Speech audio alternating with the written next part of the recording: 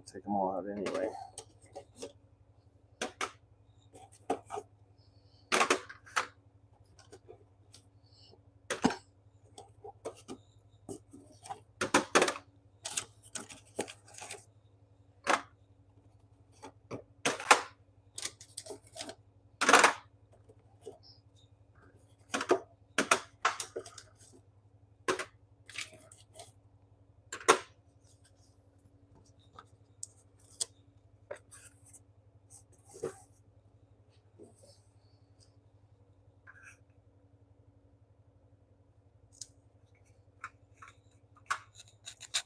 Hello. Just getting a drink here. Bye. See you later. Drive safe. How's it going? I am labeling honey today. Elderberry infused honey. You guys have any questions about elderberries? You've come to the right place. Elderberry farmer here. I've been growing elderberry for about 5 years. 4 years? About 4 years.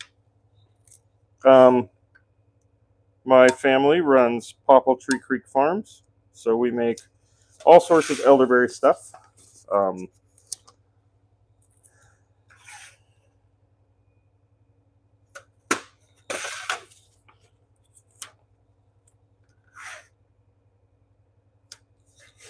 We'll be putting labels on first. We're doing the 4-ounce honey today.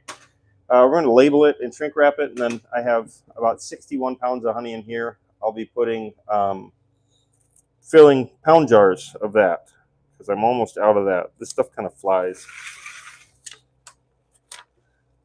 So if anybody has any questions about elderberries, you've come to the right place. You get to see some pretty cool elderberry pouring ASMR in a little bit.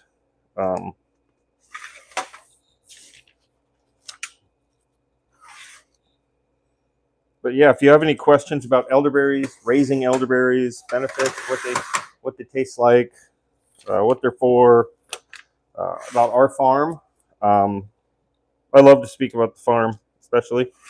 That's my happy place. But if you have any questions about elderberries, let me know.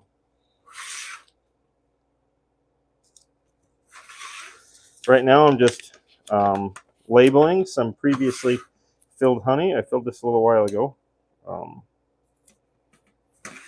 Then we'll shrink wrap it and put it in a box.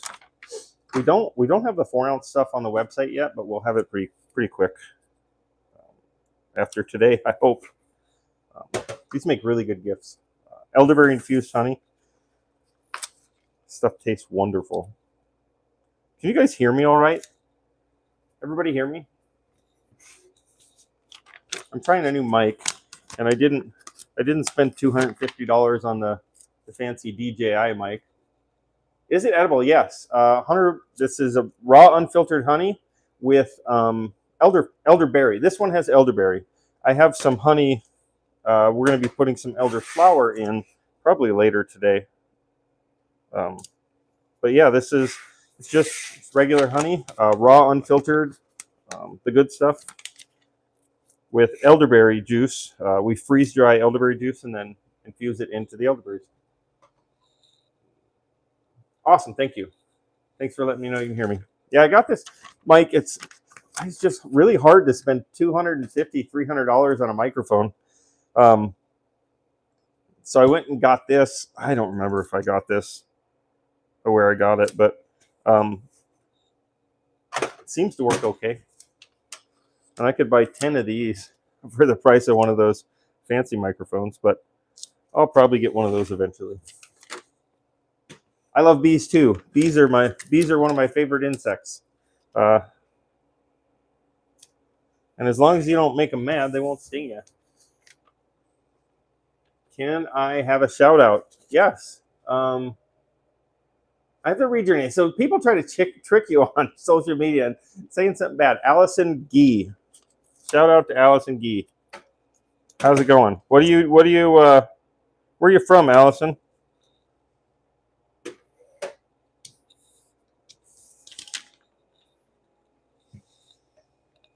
How much is the honey? So the 1 pound, let me find a 1 pound jar. This one's a little empty right now, but the 1 pound jars on the website are 18. I believe they're $18 or $17.99. And then on our website, if you buy over $26, you get free shipping. So if you bought that and some syrup, or that and some tea, or we have a tea bundle right now. If you get that and tea at the same time, then you get 15% off. Then that takes you over free shipping probably too. So these, I think we'll probably price these probably $9 or $10 with some bundling discounts and stuff too, as soon as we get all it figured out. Yeah, you're right about the cats and the bees, 100%. No, I get, and obviously not this time of year. It's still pretty cold up here in Minnesota. But we get bees all over our elderflowers, and as long as you leave them alone, they don't, because right, if a bee stings you, that's kind of end of the road for the bee. So they don't want to sting you.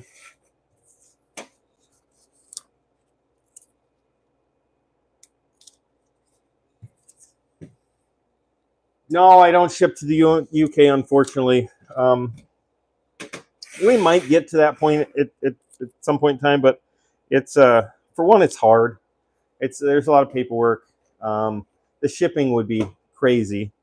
I would probably do first is work with some sort of exporter to ship like a pallet of stuff to the UK and then go into stores. That would probably be the most cost-effective way for customers and for myself. But if this costs, let's just say this costs $10 and I ship it to the UK, there's going to be more than $10 in shipping.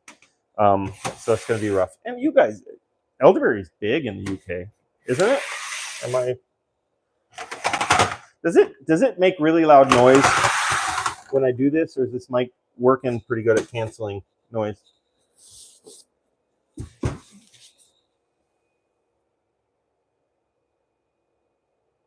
Aiden and Ben. Hi, my name's Ben too.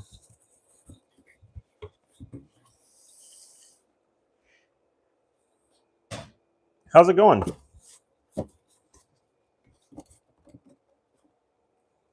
I like to hold bees. I don't really like to hold them. I just kind of let it, I provide the flowers on the elderberries and they pollinate them. So it's kind of a win-win relationship for me and the bees. How big is your business? So we're small. It's me, my wife, and my 2 kids right now. That's kind of the business. Right now we're renting commercial kitchen space, and we're working out of this shop for storage and shipping and stuff like that. We are in the process this summer. We're working on plans now. Hopefully we'll get those finalized soon. We're going to build a processing facility on the farm. Farm's about 6 miles from here. Our end goal is to relocate out there and build a house out there.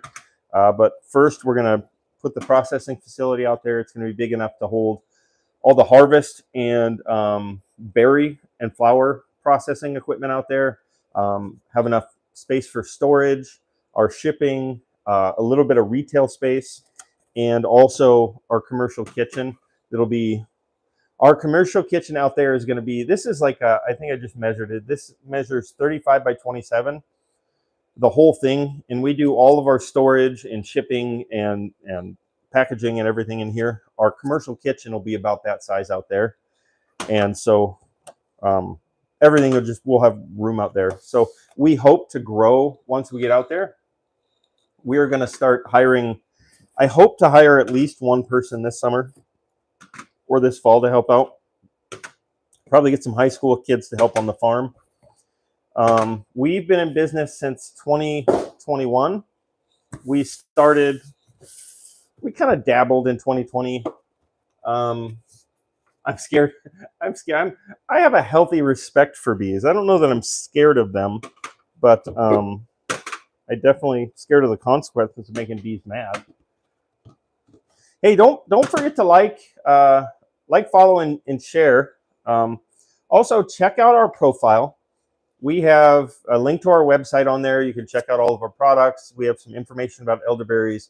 we have a blog that has recipes and research and stuff about the farm on there. So right now, today, we're just this is a new product for us. This is what we've had the pounders, the 16 pounds, and a lot of these measure a little over a pound because we don't measure that well, but we know where the line is, so we know not to go below it. But a lot of times you'll get at least 16. Some of them get 16 and a half, 17 ounces. My sister got stung by a bee once, and oh yeah, some people are pretty allergic to it. And the first time you get stung by anything is always the worst. Yeah, I don't enjoy getting stung by bees. It's not fun.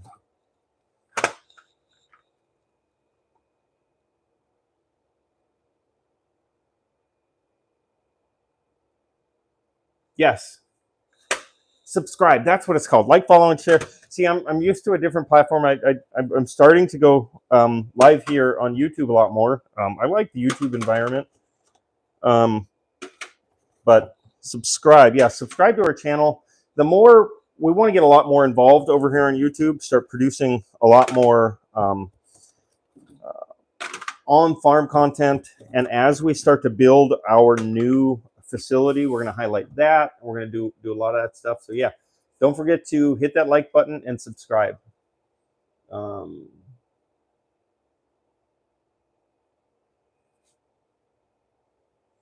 Yeah, I'm not going to talk about that. The one thing we're going to talk about here is politics or lifestyles or anything like that. This is an elderberry channel. Some people are upset one way, other people are upset the other way. So elderberries is what we talk about. Small businesses, stuff like that. Nothing controversial here on Popple Tree Creek Farms.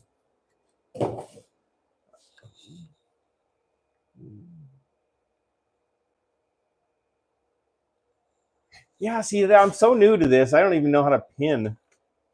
Can I pin my website on there? Or I can't pin products yet. I don't have enough followers or time. But anyway, you need. Yes, I'm way new to YouTube. Normally, we've always done TikTok, but we're trying to broaden our exposure. And you never know; they might get rid of TikTok any day. Who knows? Well, not everybody likes everything, but this is really good honey. It's got a little bit of elderberry flavor to it. It's not overpowering. I say it's present, not overpowering. Yeah, you're right. Elderberry is wonderful. I love elderberry so much. I started a business.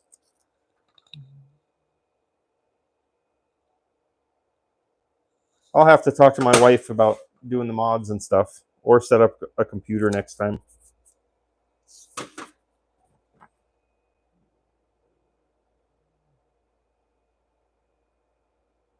Yeah, we'll figure it out next time.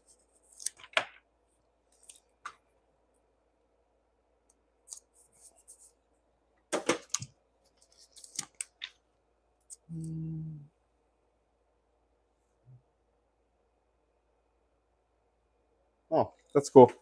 I'll have to set that up for the next one.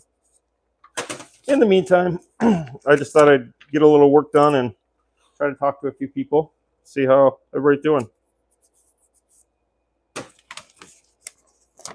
But thank you for the information.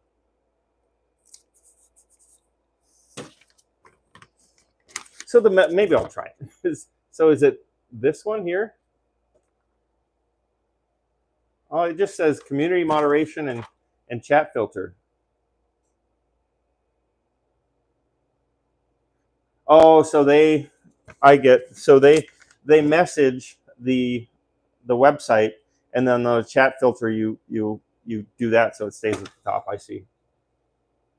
How many people buy my honey? A lot. I'd have to look at the data, but we go through quite a bit of it. So we just started selling the honey a little while ago. Our main products are elderberry syrup. Let me see if I have a bottle around here anywhere. I'll be right back. I'll go get a bottle of syrup.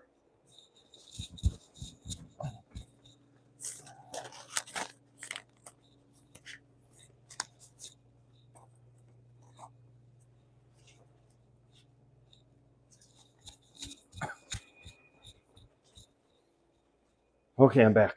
So here are our other products, and I should have set these out, but I forgot. We have elderberry syrup. People take this for immune support. Research shows people can reduce severity and duration of cold and flu by consuming elderberries. And we have a lot of elderberry in our elderberry syrup. We sell some tea blends with elderberry. This one's elderberry and hibiscus. We have do-it-yourself elderberry syrup kits. We also have really good whipped tallow. It's like skin lotion. This is infused with elderflower. Everything we do is elderberry or elderflower.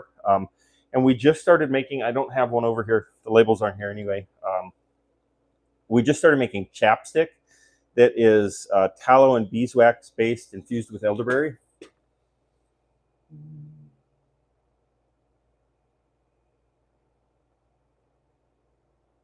Oh, nice.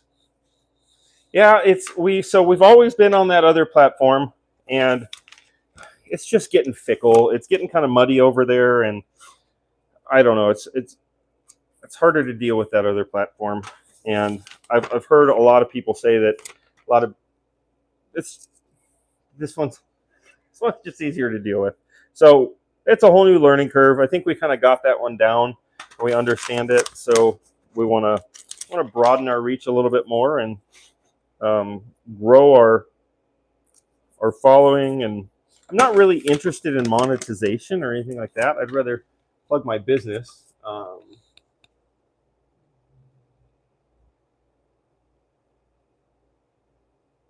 Nice. I guess I just would like to grow my audience on here, and it's really about educating people about elderberries. Elderberries are they're a wonderful fruit, but a lot of people still don't really know a lot about them. Well, awesome. You should go on our website and buy him a gift of some elderberry honey, especially if he's never had it. No, elderberry syrup or elderberry. So honey, we get really good honey. We get all natural infused. I get it right from the beekeeper. Um,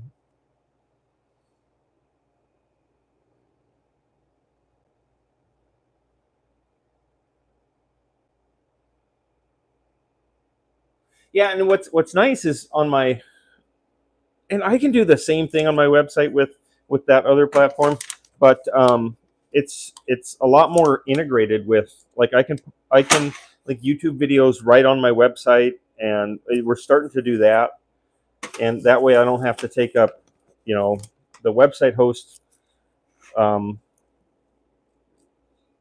space, and plus then my videos that I link on my website, they get double traffic from YouTube and from my website, and it kind of goes both ways. And no, I like that. That's one of the reasons why I want to grow the YouTube.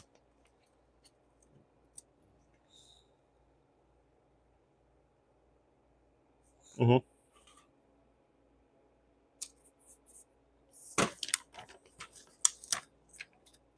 What state are you in? I'm in Minnesota. I'm in the northern part of Minnesota. Um, I'm about 4.5 to 5 hours north of Minneapolis. Near the town that we're in is called Clearbrook, Minnesota. Near Bemidji, if you're familiar. Where are you from?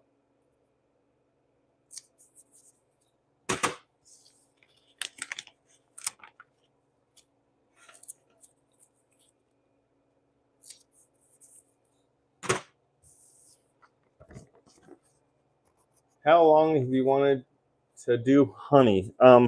Well, so we originally started buying the honey for the elderberry syrup that we make, and this has kind of been this is the staple that built our business here, the elderberry syrup.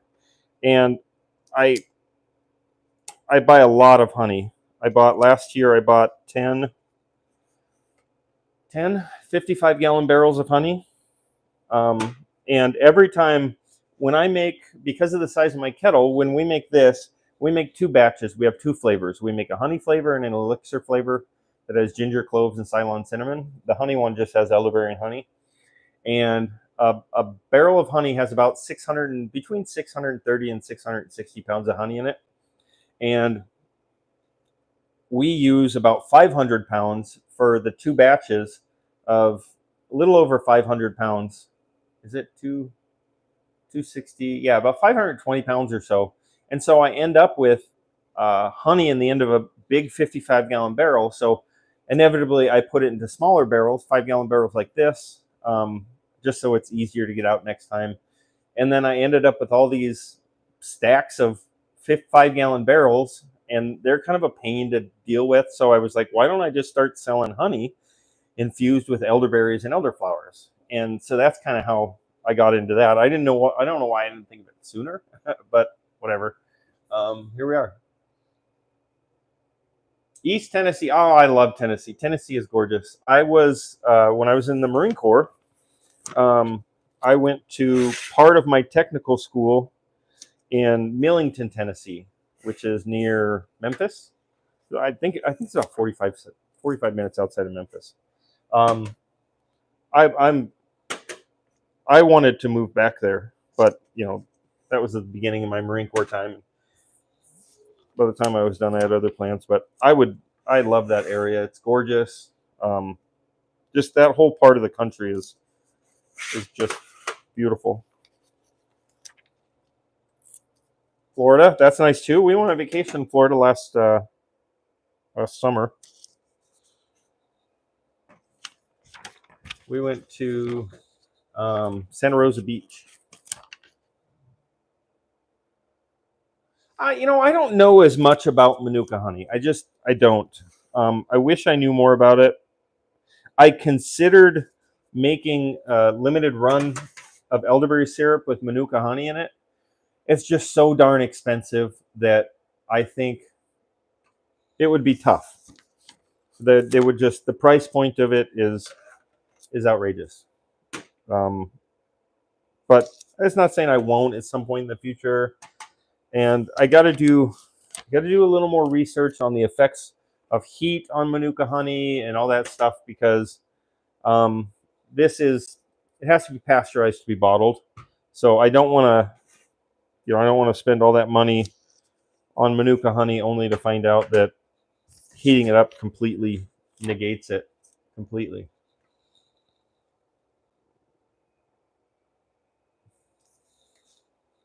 I don't know if I want to go to. So I grew up in Southern California, so I've been to Disneyland like a million times.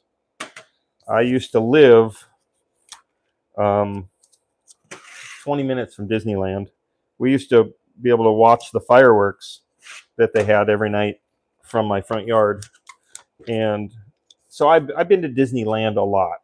So I don't know. Well, we've talked about going to Disney World in Florida, but actually we've more recently we're thinking about going to Universal Studios.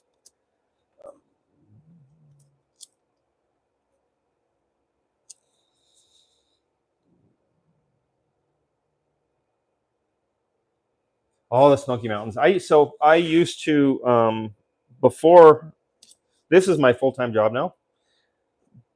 I quit in 2023 in December 23. Before that, I was a corporate safety director for a company, and we had a plant in North Carolina on the western end of North Carolina. I was stationed in North Carolina for 4 years when I was in the Marine Corps, and I love North Carolina too. But I used to love going to that place. It's in by Cherokee. The town is I can't think. Nata. What is the gorge? Nata. I don't know. It's all those words so hard to say out there. But Cherokee is one of the bigger towns. Murphy, North Carolina. It's right above Blue Ridge, Georgia. It's about 2 hours north of Atlanta.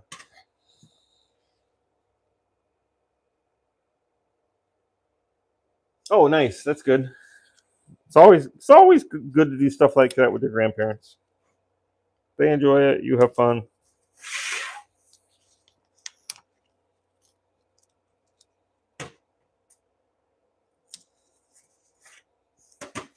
Anybody have any questions about elderberries? I mean, I'm willing to talk about anything. Don't get me wrong.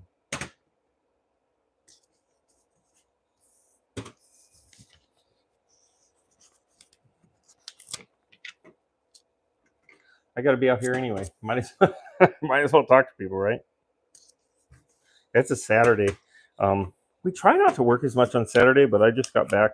I took my 13-year-old daughter to a trade show with me because we're trying now to start looking at wholesaling to different businesses. Me and my sister love elderberry. Good deal. Well, you've come to the right place. Our website link is in our profile. We have all our products on there.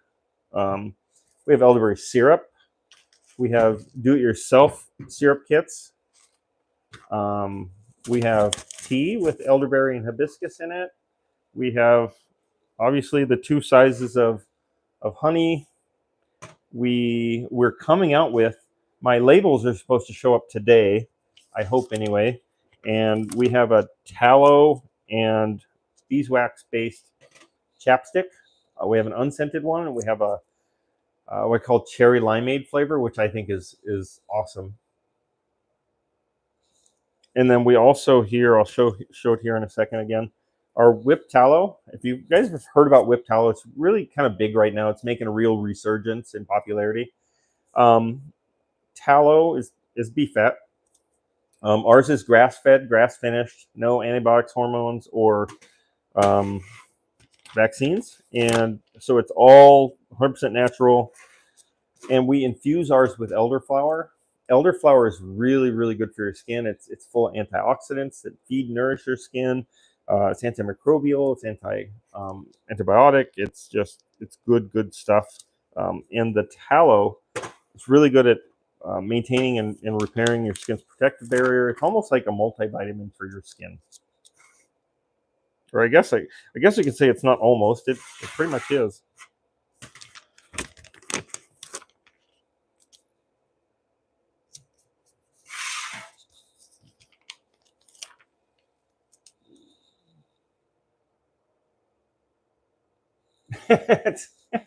Well, that's what I said. Once I become a farmer, I had to do that so it fits in the mailbox so I can look for those government checks.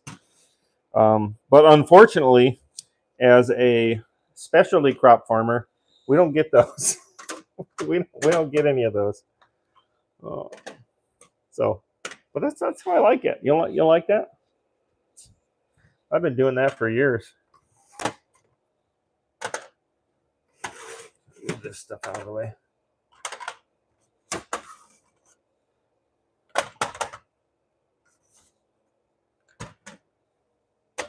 Thanks for noticing.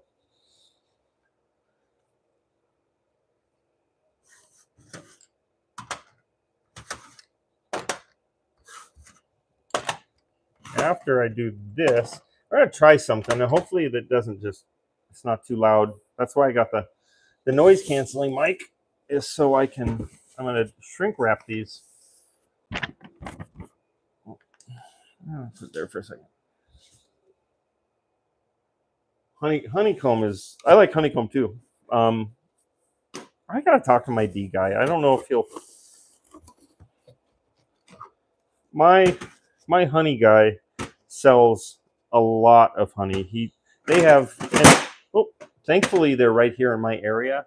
They have hives that go from an hour in pretty much every direction, and I am a very small customer for them, and they really only deal. They don't even deal with. I don't buy beeswax from them just because they don't. It's just not worth their time. They just ship the whole lot of it off, and they're done with it.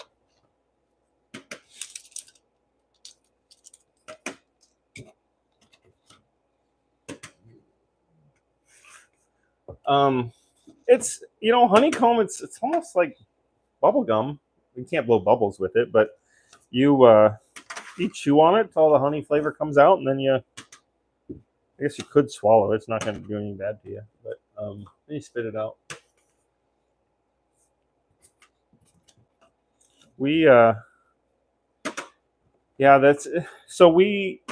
Like I said, we have, like right now I have, and this is where I'm getting kind of worried. I only have about 6.5 barrels of honey left, and you buy honey in August.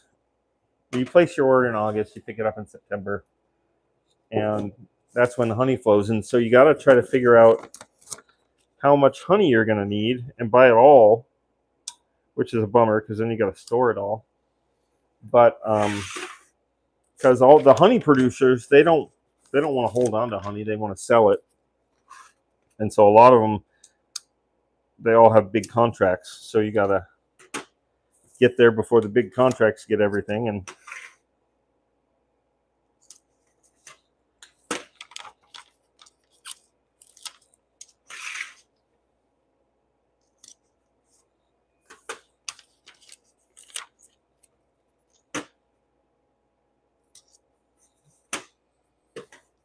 do you sell honeycomb? No, I do not sell honeycomb. I don't. I don't even get the honeycomb. I thought about asking, but I don't. So I'm not a honey person as much as an elderberry person. So everything we're going to do is going to be focused on elderberry and elderflower. And so, I mean, I've had some stores that I wholesale to that want to buy honey from me, and I do it for a couple of them because it just keeps them back with me, and it simplifies, it cuts out a vendor, cuts out a little bit of work for them.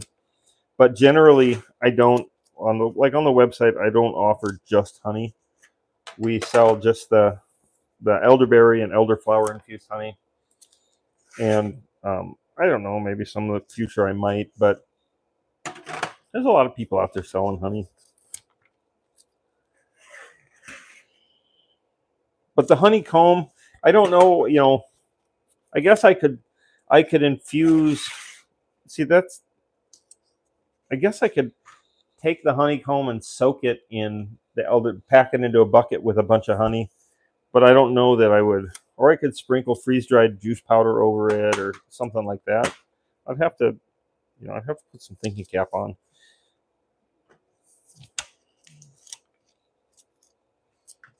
I have to put on the old thinking cap. But for now, we mainly our thing is elderberries and elderflowers and how we can use those better. We have lots of stuff we're working on. A lot of people like the elderberry gummies. We're gonna try a couple of different takes on those. We're gonna make some elderberry marshmallows, freeze-dried elderberry marshmallows, and thinking about doing elderberry banana, freeze-dried banana with elderberry in it.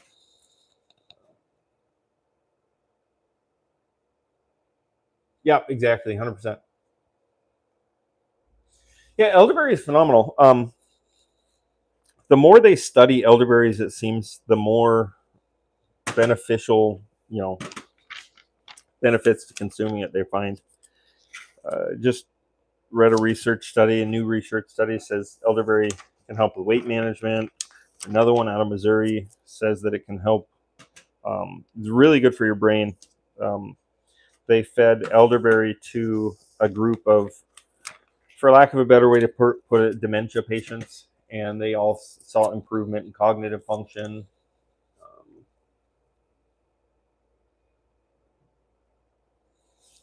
And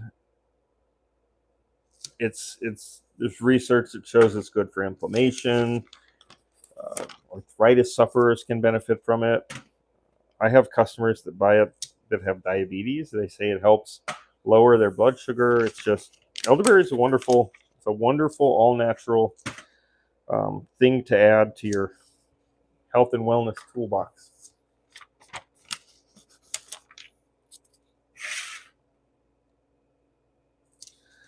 These labels are kind of a pain in the butt. I got to figure out a better way to do this.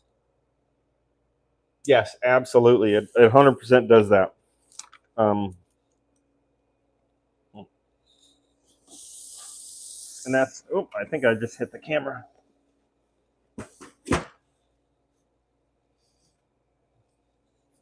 Elderberry, there's research that shows it can help reduce severity and duration of cold and flu as well.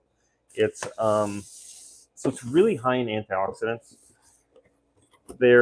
But it's not just the word antioxidants. There's a whole bunch of compounds that are considered antioxidant compounds, and one of the biggest places elderberries get theirs from is from anthocyanins, which is what causes the purple color in fruits like blueberries, blackberries, and elderberries and raspberries. And elderberries just happen to have a lot more of them than everything else.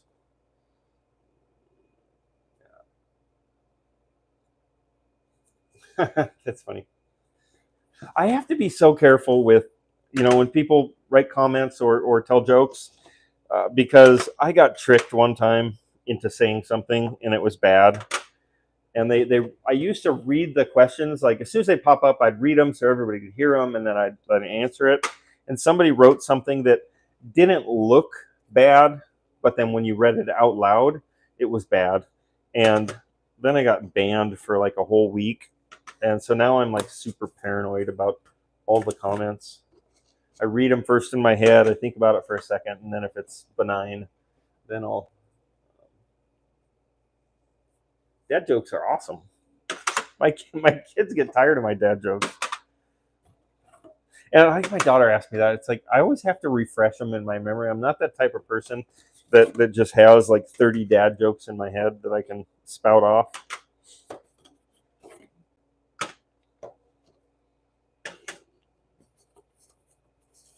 Yeah, it is rude. You're right, but it's life.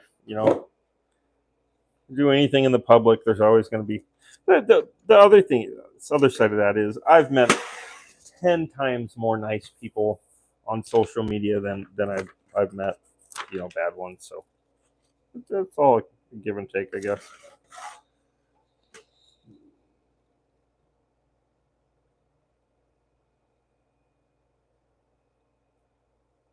A corny joke. I might use that one today. I got a 16-year-old and a 13-year-old daughter. They love dad jokes sometimes.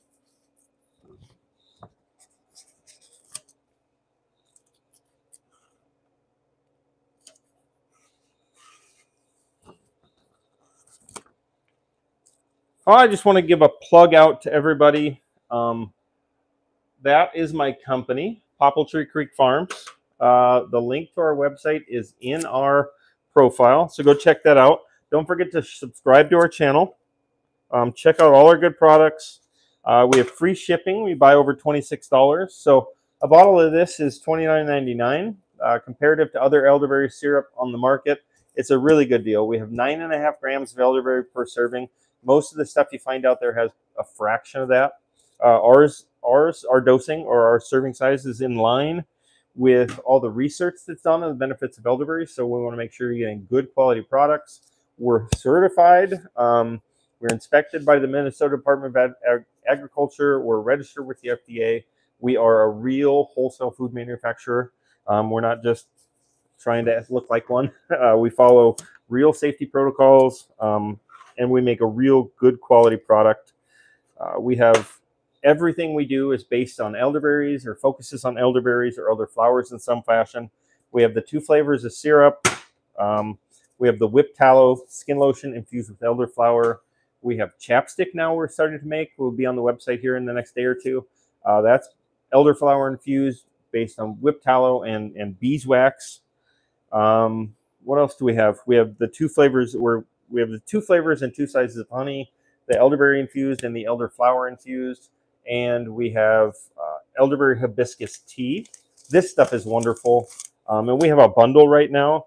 When you buy the pound of honey and you buy the tea together, I believe the bundle is 15% off. And then any purchase over $26 qualifies for free shipping. And we also, if you like to do it yourself, we have elderberries by the pound. And then we also have our do-it-yourself kit. This will make about 2 bottles of these. It's a little more economical, and if you like to do this stuff yourself, it's fun to get kids involved.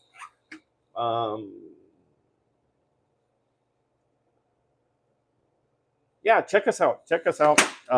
Register on the website, and that'll get you 10% off your first order also. The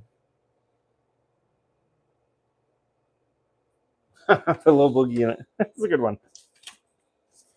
always steal that one too. That one is easy to remember. So is the corny one.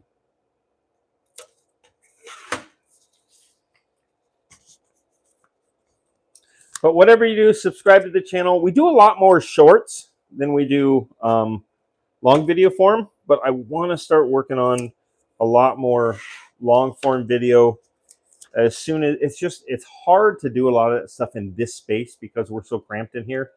And the other commercial commercial kitchen that we work out of, there's always people going, and not everybody likes to be on video, and so it's kind of a hassle. But as we start to build our new facility out on the farm this summer, we're going to do a lot of long form video on all of our processes, how we make our products, a lot of the stuff on the farm, the different varieties of elderberries we raise, how we raise them, all that good stuff. So subscribe to our channel, register on our website, do all the stuff. How do you do? I do good. How do you do?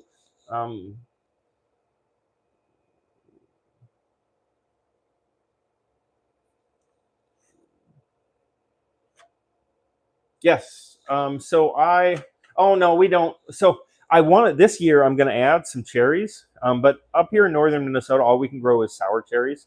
But I have a friend who has a U-pick orchard of honeyberries that they sell cherry trees too, but they have a new cherry that's supposed to be sweet. It's a brand new cherry variety out of Canada, and I forget what the name of it is, but I'm going to go down there and pick up a couple of them probably Monday or Tuesday, because I'm going to do some freeze drying for her. She wants to do some experimenting with freeze drying honeyberries, and so I'm going to load up some honeyberries in my freeze dryer. And while I'm down there, I'm going to pick up some fruit. The only thing we have on the farm right now is elderberries.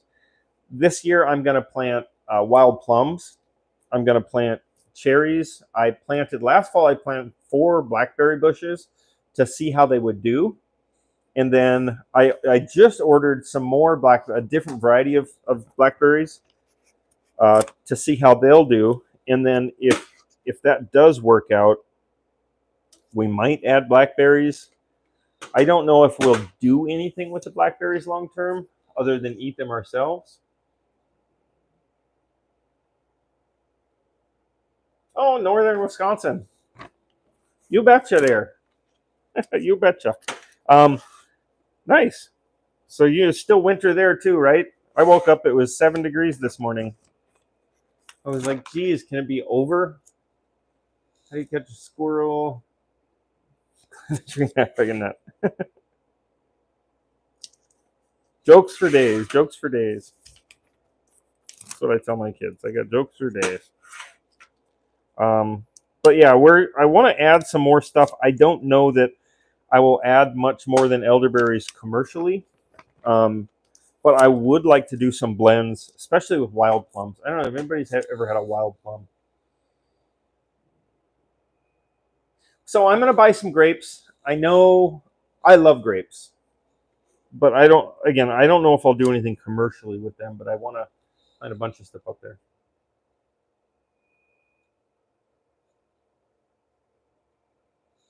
I have some elderberry wine going right now. Well, I guess it's considered a mead or a mellow because it's sweetened with honey. But my goal with that is not so much wine as it is vinegar. We're going to start producing a fire cider, and the goal is to make it there's a lot. Fire cider is another thing that's pretty popular right now, and a lot of it is bought. Is made with apple cider vinegar, and we're going to make ours from elderberry vinegar. 18. Yeah, I don't know what it is right now. I would guess it's somewhere around there right now. Here. But I was just sad when I woke up and saw that it was 7 degrees this morning. At like 6 o'clock, 6:30 in the morning. It was very, very discouraging. I would say we didn't have November, December, and January were very, very mild. We didn't get a lot of snow. It wasn't very cold. But then February hit, and it was just, we got all the cold we should have gotten in January and February.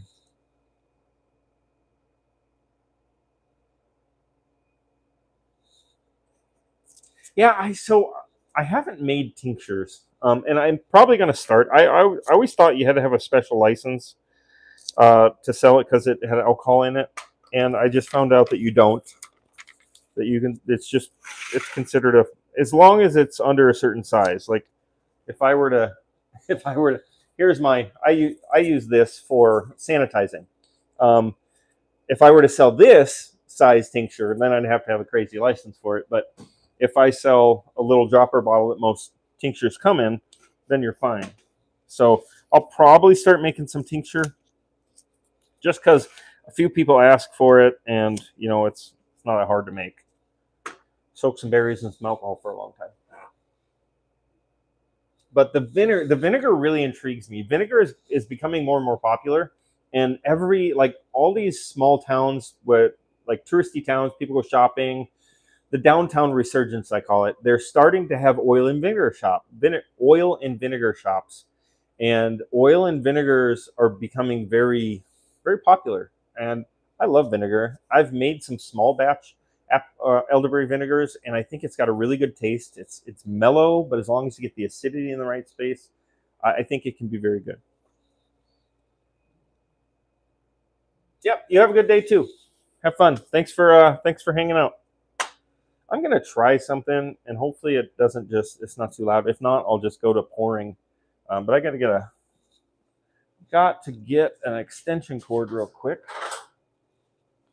I'm gonna try to shrink wrap the tamper seals on them, but it might be too loud for the live stream. And if it is, I'll just do something else. I'll go to pouring. I got to pour too. Or should I just pour first? Because I'll have to shrink wrap those too anyway.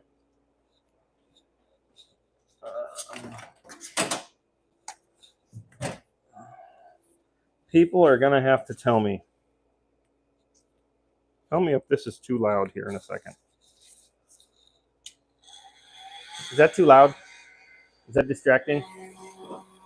Is that annoying? Or can you still hear me talk?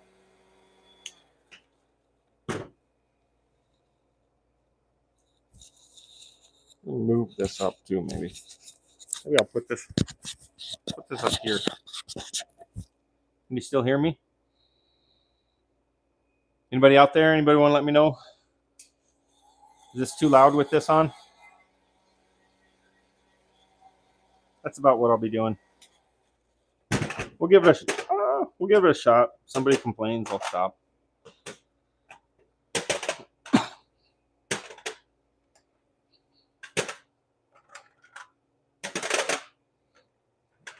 This part isn't as fun. This is kind of a pain in the butt, actually. But I think where's my thing? Oh, I gotta find my label putter on her. Is it down here? Oh, awesome. Here we are. My label installer. We gotta make room for this. Here, let's get this over here. We'll just do these in 10s or something. I don't know. I don't have the greatest process for this yet.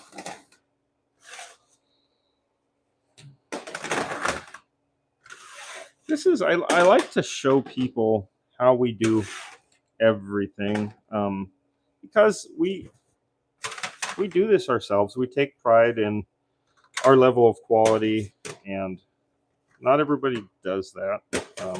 But also, I like to educate people on the process, on elderberries, what they're eating, where their food comes from, that kind of stuff.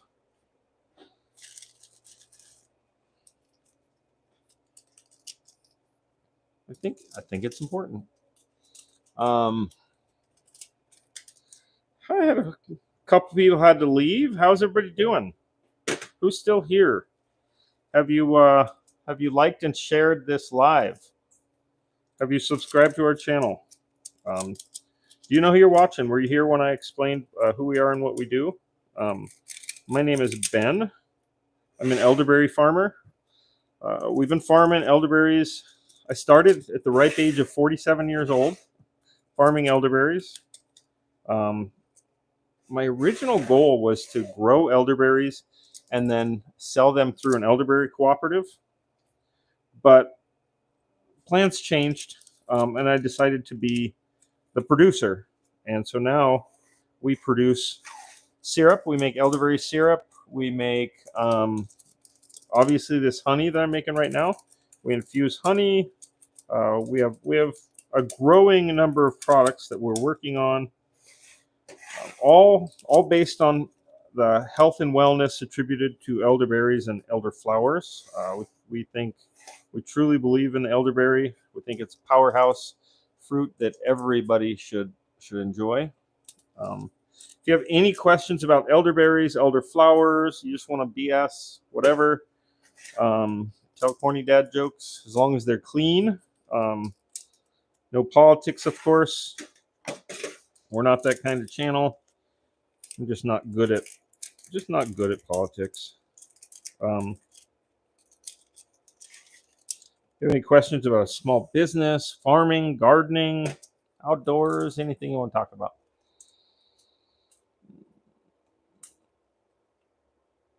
Awesome. Thank you. Thanks for the sub. Thanks for the likes. No, I'm not leaving. Somebody else was leaving. Why did you start this business and what inspired you? So I started this because during that health event in 2020, I was looking for more natural and holistic ways to stay healthy, and I came upon elderberries, um, and we started making elderberry syrup and sharing it with friends and family, and they all liked it. It's everybody that I shared a bottle of elderberry syrup with, shared it with somebody else, and then they wanted it. And I literally started making elderberry syrup on my kitchen stove and charging people really just what it cost in the materials to make it. And then it just kept growing and growing and growing. Um, and then I got this wild idea that maybe I can get a little bit of supplementary income out of it. I started working out of a commercial kitchen. I decided to get licensed and inspected and all that stuff, and it just kind of snowballed into now this is my full time job. We started, I think we made our first jar of elderberry syrup in 2020, and now I don't know if I could even tell you how many bottles of elderberry syrup we made since then. Somewhere around 50,000, maybe. But yeah, what? Oh, there was a couple. There was quite a few people on here earlier, but no, there's not. But yeah, that's how we started, and it goes up. It goes up and down. Viewers go up and down. Right. Are you planning to run to town later or no? I don't know why. What do you need Uh, for all of my viewer? well, I need that spray for Amelia's room, and I need detergent, and Well, I could go pick up those racks. I mean, if you're talking about Bemidji. I am. I don't know that I want to go though, as I'm frozen. Oh yeah, so we had a whole Look at- conversation on here about how frozen it is. Hands are purple just from running out here. Oh, was there a steep learning curve? Yes. Yes. So I had the benefit. I kept my job for several years. I didn't just quit my job and jump into this. I started. I did this part time, and I had a very flexible. I'll be honest. I don't. I ended up in a work situation with an employer that was super flexible, and in a job position that allowed me to do this. And it started with the online sales and the social media, and then during the summer, all the craft shows I have to go to. But I was able to keep my corporate job with my benefits and my 401k and my paycheck. And then it got to a point in December. Well, it was probably about September, because I think I gave my job like 3 months notice, because I really did like my employer. I liked my boss. It wasn't like I liked where I worked. I liked the people. I liked the company, the employees. I liked it all. And so, but it got to a point where we were so busy that I had to make a choice: either cut back on this or um, quit my job. And I chose this, and it's worked out. But learning curve, yeah, I don't know how much money I've wasted learning things, um, and how much time. I started when I was 47. I'm 51 now, and I had to. I mean, I've always worked with computers, so I'm decent, but I had to learn how to use Canva. I had to learn how to build a website. Had to get good at Excel again, PowerPoint, all the stuff for making labels, the artworks, all that. It's, yeah, 100%. It's a tough, it's a steep learning curve, and when you work a small business and you're not, I didn't go out and take, $500,000 in loans, um, to pay all these people to make professional packaging and website and all that stuff. I did all that myself because I didn't want to take all those loans. But maybe maybe I should have. Maybe that'd have been easier. But here's the part: if this gets too loud, let me know and I'll just do something else. But um, so now what I'm doing is I'm shrink wrapping these. It's a tamper seal. So you guys know when you get this stuff that it's, you're the only one that's open it. Oh, that one broke. Huh. I gotta put it down a little more. I like putting these on because I don't know. I wouldn't want to buy something I wasn't sure about either.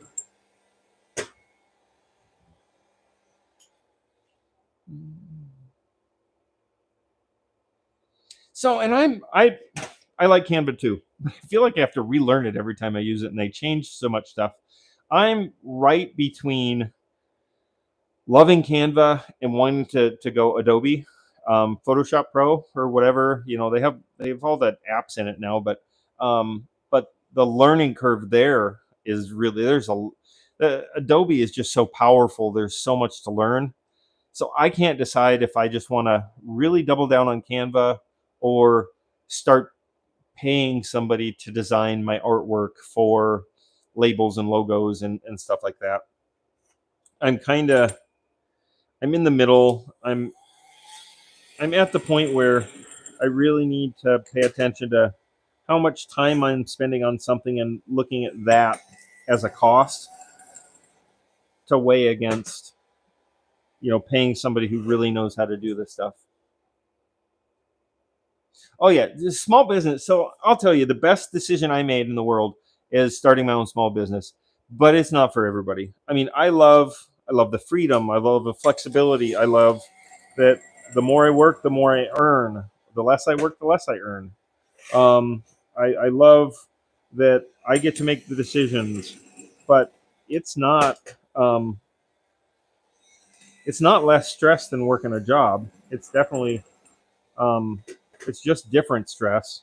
I would say more, but I don't know. It's not for everybody. I say that, and sometimes I feel like I walk around with a smile on my face that I can't wipe off because I love what I'm doing so much, and I almost have to stop myself from just telling everybody how happy I am about what I do. But on the flip side, that's annoying. Nobody wants to hear that all the time. But also, it's not for everybody. I would hate to trick somebody into doing this that was miserable because they have to inventory and order and buy and spend money that they don't know. Um, and it's not for everybody. If you're going to start your own business, make sure this is the lifestyle you want to live. You can handle all the responsibility. If you're comfortable, go. If you're comfortable in routine and going to work and somebody telling you what to do and leaving at the end of the week with a paycheck, then maybe this isn't for you. But if you it definitely takes a different mindset. And it's not that, anyone's better or worse, and that, I run into people that like look at people that have a job, and in a negative light or whatever. And I'm like, no, sometimes I envy people, or I envy my old life, but I enjoy this so much more for me. But I see how, like, I family members that I would love for them to start their own business and do their own thing, but I recognize that they just would not thrive. Um, they would not, that they're not smart enough or anything like that. They would just fall apart with the tempo and just everything with it.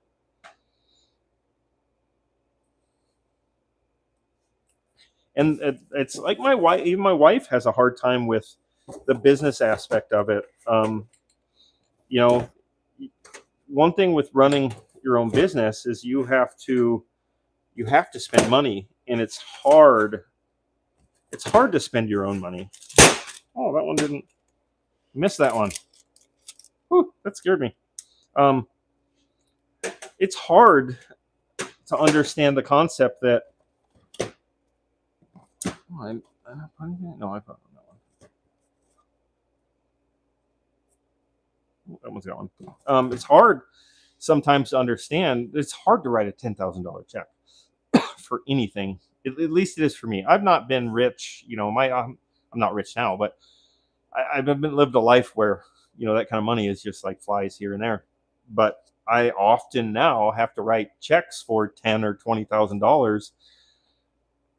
But I know that's something I have to have for the farm, or I have to have for the business to help to do this better, to make it better quality, to make it safer, to do whatever. And I know that that's going to help. It's going to come back to the business, but that's hard. And I think that's where a lot of people don't succeed, is they're scared to write those checks and do that stuff, and so they linger. And the flip side, it's some people, it's too easy to write those checks, and they write way too many of them, and then they go broke. So it's all about balance. Sorry, it's dry in here. Anyway, enough about me. How are you guys doing? I'll just kind of do a station identification here. So I'm assuming that there's some new people on the stream. Some people have come and gone. My name is Ben. I'm a Marine Corps veteran. I farm elderberries. We started this business officially we started in 2021. We started dabbling in 2020. We have about 5 acres of elderberries planted in northern Minnesota. We have a value-added products business. That just means we make stuff from elderberries. We make 2 flavors of elderberry syrup. If you've ever had elderberry syrup, or you've never had it, ours is one of the best you'll ever try. It's got 9.5 grams of elderberry syrup per serving. And a lot of people say, everybody says, my product's the best. Buy mine, it's the best. Ours is truly an elevated product. We have more elderberry per serving in here than many. And that's not to say there's a lot of good elderberry syrup out there, but there's a lot of crummy elderberry syrup out there too. Compare the amount of elderberry that you're getting per serving. I always tell people. But our taste, a lot of times you think, oh, something that's good for you doesn't taste good. We've figured out how to be one of the best elderberry syrups as far as nutritive content and benefit for your body, but also what I think one of, if not the best tasting elderberry syrup on the market. That's where we started with elderberry syrup. We also make a whipped tallow, which is a skin lotion infused with elderflower. Our whole thing is elderberries and elderflowers. Every part of the elder plant, we're going to figure out how to use one way or another. If you've never tried whipped tallow or skin lotion, it's phenomenal. And a little goes a long way with this stuff. I always tell people, like, this jar is 30, I think on the website is $32. This will last you a couple of months. It's just phenomenal. Use just a little dab of it. Elderberries or elderflower that's infused in here is high in antioxidants. Um, Hello, how's it going, Mike? How are you doing? Elderflower is full of antioxidants. The tallow is full of vitamins, and it's really similar to the oils in your own skin. So it's all really bioavailable, soaks in really well. It's just a wonderful, wonderful product. Um, we also make a tea blend, which I'll show you here in a second. And I'm just excuse me for doing the sales pitchy part. I'll get through that and then we just BS. But we make some tea blends. This is elderberry hibiscus. We have a couple more blends coming out soon soon as we get packaging figured out. We have our elderberry do-it-yourself kit. So if you want a little more economical option than buying a bottle of pre-made elderberry syrup, you can get the do-it-yourself stuff. This will make about 2 bottles. This costs $29.99 plus tax. You get free shipping on this one. This is $19.99. You don't get free shipping on this one if you buy it by itself, but if you do bundle it with any other products and your bill is over $26, then you do get free shipping. Right now, we have a deal on our tea and honey. If you buy these together, you get 15% off. And if that's over $26, then you get free shipping as well. But so that's the sales pitchy stuff. Any questions on anything? Anybody want to know anything about elderberries? Growing elderberries. Big time of year for us here is coming up pretty soon. It's almost planting. Well, we planted in the fall. We didn't get all our planting done, so we got to finish planting this summer. And then we got a lot of work to do in the field, but it's kind of my favorite time of year. I like to hang out in the field. I guess that's what every farmer says. But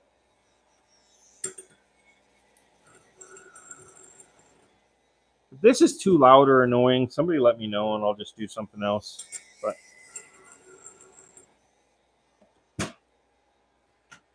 what are you guys doing? Where are you guys from? What has anybody had elderberries before?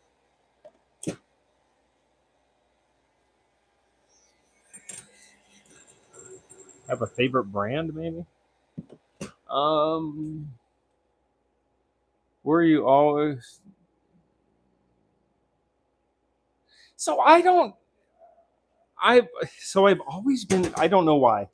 When I was in the Marine Corps, I did a lot of training, and then when I got out of the Marine Corps, it seems like all the jobs I've had, I always end up in a position where I've either got to train people or pitch ideas to people or communicate. I've just always been in those ideas where I have to either present to management or present to employees or something, and then it's just something that's kind of gone. I don't know. Maybe I have always been. I don't know. I enjoy it. I like to talk. Maybe that's part of it, but I like. I've done a couple of speaking engagements for elderberries. It's probably just a honed skill. I spent so many years as a safety manager, and a big part of your job as a safety manager is talking in front of people, whether you're presenting stats and statistics to upper management or you're conducting training classes to employees. It's just kind of something that's come with my life.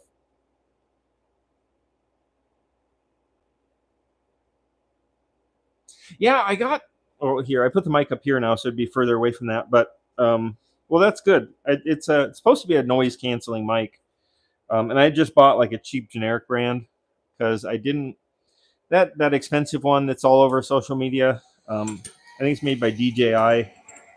I'd like to try it out at some point, but I wanted to see how often I would actually use one, and um, I think we're to start incorporating it quite a bit more because I don't do lives a lot of times because some of the stuff I do makes noise, and if it works, then I'll start using it more because I like to do lives while I'm doing work, so I can show people what we do, how our stuff is made.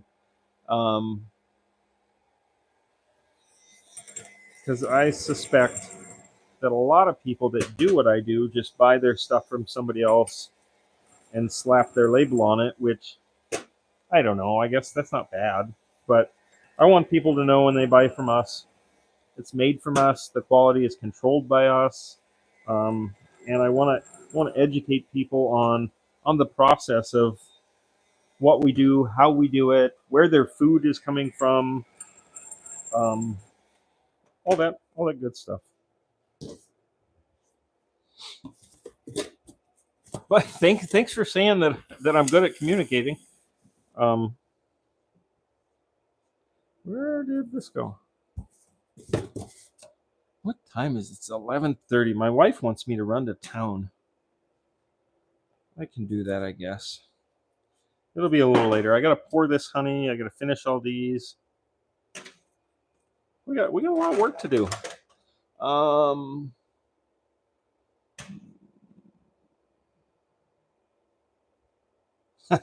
Yeah, that's what I told people at the beginning of this. I don't know if you were here. I said you guys are in for some ASMR honey work. Um, and it, I don't know. I kind of like this. You can kind of just come out here and zone out and do all this stuff and feel like you're doing something. But I kind of like to do it. I like to talk to people while I'm doing it too. But for the biggest part for me is just talking to people, answering questions. Thank you very much. My kids don't always say that my voice is calming.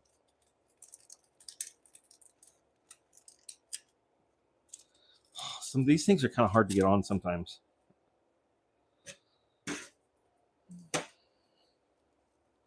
I used to.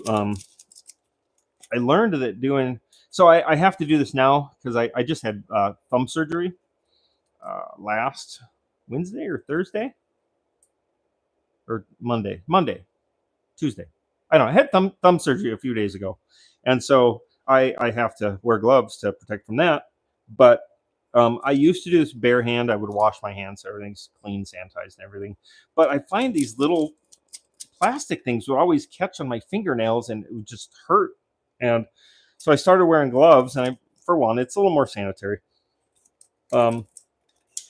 But it doesn't catch on my cuticles or my fingers or anything like that, and it actually can grip them a lot better than with my fingers, so it goes a lot faster. Yeah, the heat gun is for sealing. I see these little plastic wraps. It shrinks them down. I don't know if you can tell the difference. They shrink down to that. It's just it's a tamper seal, right? A tamper. So when you buy it, you know that I was the last person to touch it. Nobody wants to eat something that they don't know. You know, everybody likes to feel safe about the food they put in their mouth. Oh no worries. Yep, we're professionals here. No, we try to. Then this is a lot of when you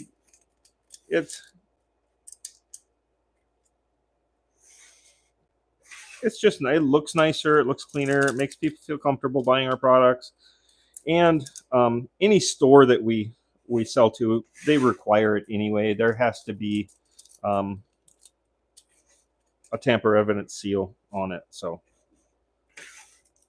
it's what you got to do. Just like all the label requirements and stuff like that.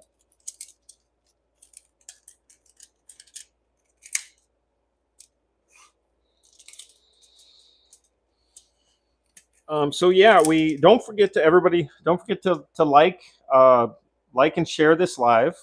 Subscribe to our channel. We right now we primarily post in shorts, but I want to start producing a little more long form instructional videos. I just posted a short the other day on how to prune European elderberries. So if you're interested in that, I'll probably do another one here pretty soon about how to prune American elderberries. And there's a couple of different strategies on that. I'll pretty. I did a YouTube short on that. I'll probably do a long form video that explains it a little more in detail. And then this, as spring starts to kick off here, hopefully any day now, we'll start producing a lot more on farm content about how we grow elderberries, and how we do what we do to show people, to help people get to know us and why and how we do what we do. So labor requirements are different for everything, but for honey, and this is a harder one. Maybe I'll show you with this one.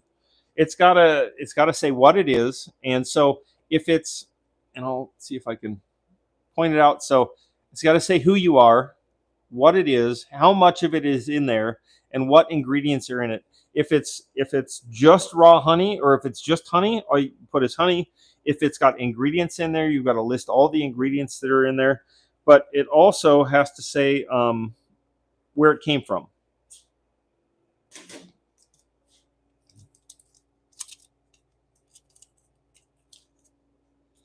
And then all the font has to be the right size, proportionate to the size of the label. It has to be in a certain area. Well, a label on the top of the lid is easy because you just write on the top, and that's where the whole label is. When you put labels on the side, the part that's considered primary viewing area has got to be a certain area, and then the ingredients have to be so close to it and so big, proportionate to the label, and it's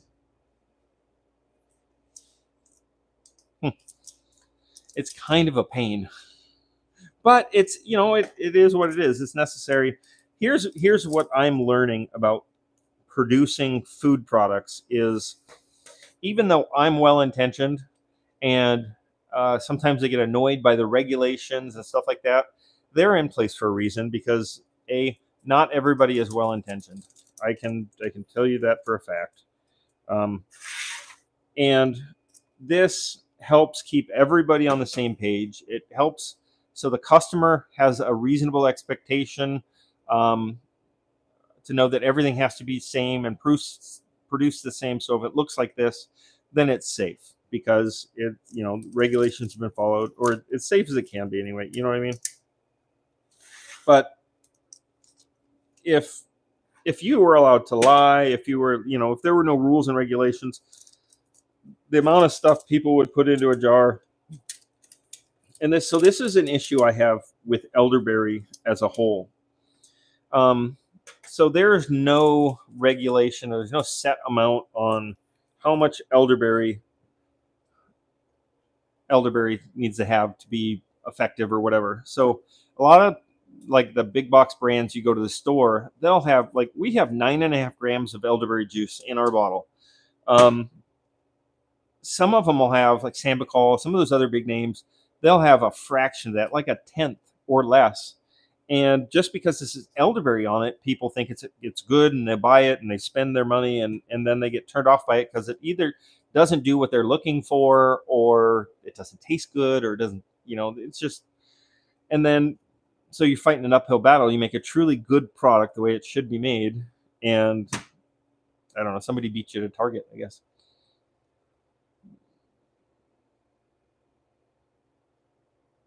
Oh yeah, or don't get me started on organic.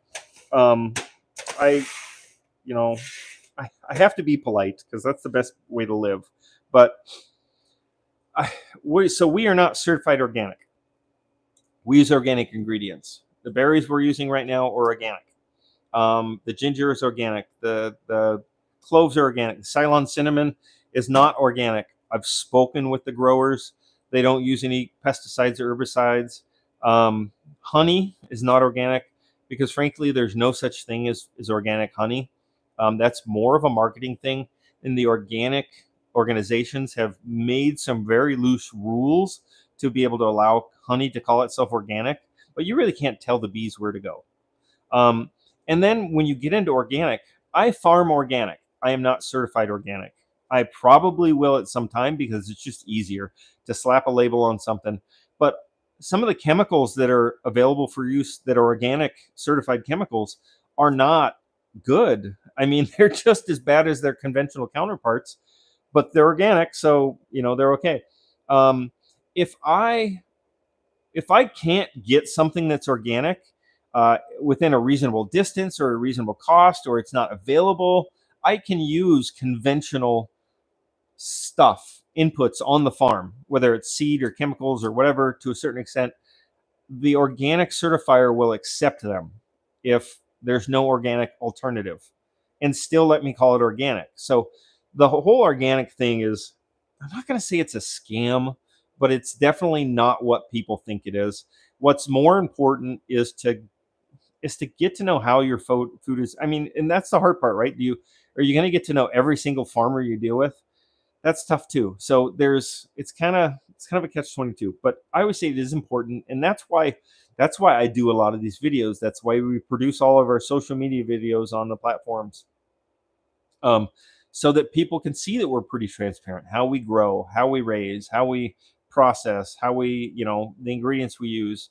Because I want people to get to know my brand. Plug here, Popple Tree Creek Farms. I want people to get to know my brand and get to know me and my family and how we raise it, so they are comfortable with us more than they are than a stamp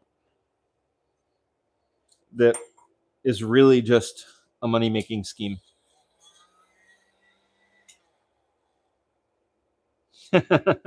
Roundup, yeah. Well, I don't even start on Roundup either. I don't know. And the Roundup doesn't hardly work on anything anymore anyway.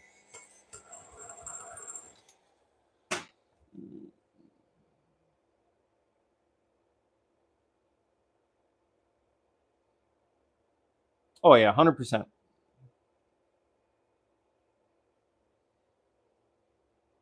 Yeah, right. Um, I I don't know. My view is I I don't want to put anything on here that I wouldn't want to eat, right? Because I eat this too. I drink the syrup. I eat the honey. Um, and I'm in this for the long term, right? I quit my job. This is this is the income until I quit working, and I want to develop long term relationships with customers. I don't, I'm not out to sell as much as I can as fast as I can, then move on to the next thing. I want When people think about good elderberry, I want them to think about Popple Tree Creek Farms, and you don't do that by working it cheap, and you don't do that by lying to people.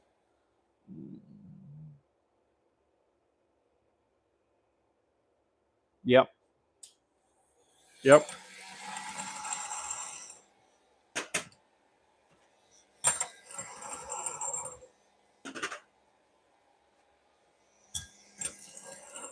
Oh, that label just went off. Sometimes they just ball up on you and fly off, and it's like, oh, wow. This is probably my least favorite part is putting the sealing wrap on.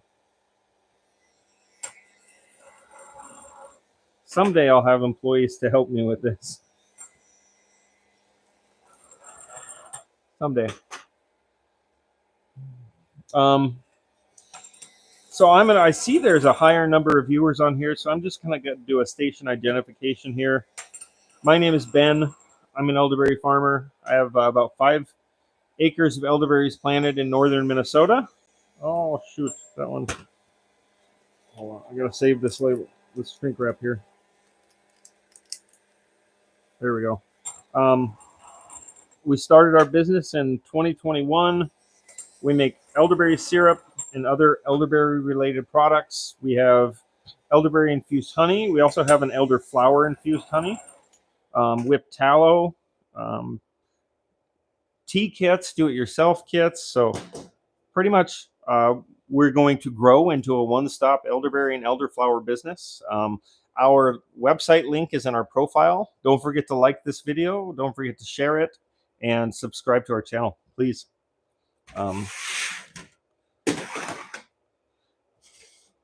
that was my station identification. It's over now. um, But if you guys have any questions about elderberries, please, whether you want to ask them here on live or message me later or comment on any of my videos. Hydroponic versus organic. Well, so hydroponic is, I mean, hydroponic can be conventional organic too. Hydroponic has always kind of been weird to me that, you know, good living soil has all the stuff a plant needs. Hydroponic has water plus whatever you get it. So I would guess hydroponic could be done very well and it could not be done very well. But it doesn't make sense to me how the hydroponics can be a full, get every vitamin, micro and macro nutrient that the plant needs. But maybe that's just because I don't fully understand it. I don't know.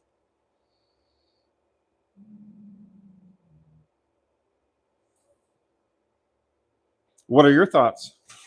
I know it wouldn't work with elderberries. The plants are too big, and you know, have 5 acres of hydroponics would be crazy. Hydroponic elderberry plants too. That'd be. I mean, they get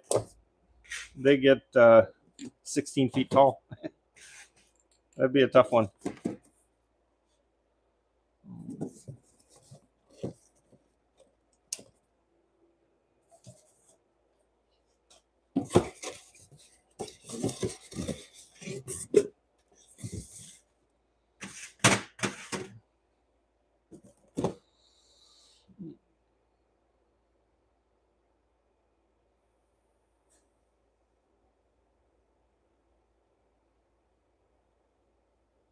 No, so that's the same way here. I live in northern Minnesota. Um, we have a really short growing season. Zone 3B is what we grow in.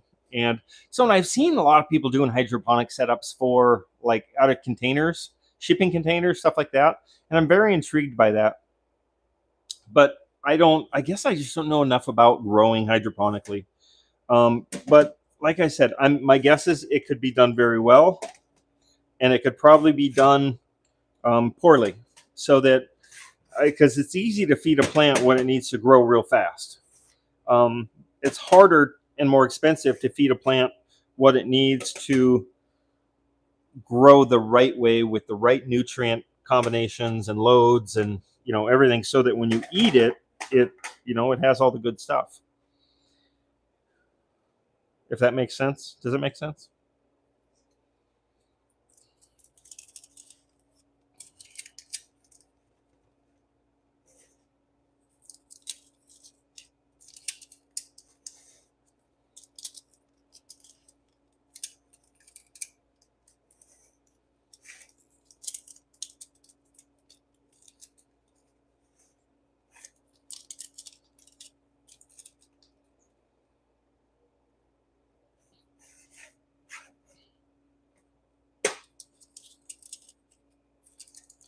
Oh, I can't wait till this part is done. I like pouring the honey better. Probably won't. Oh, I didn't print labels for the big honey jars. So after I pour the honey, I think I might be done. But we got a while to go. I'm not going anywhere yet. I'll probably plan my trip to Bemidji, so it's at dinner time anyway.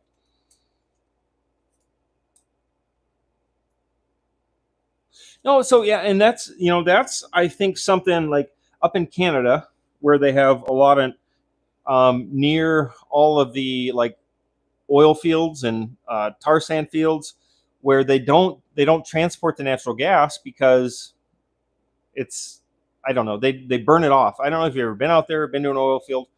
They do the same thing in North Dakota and in Texas.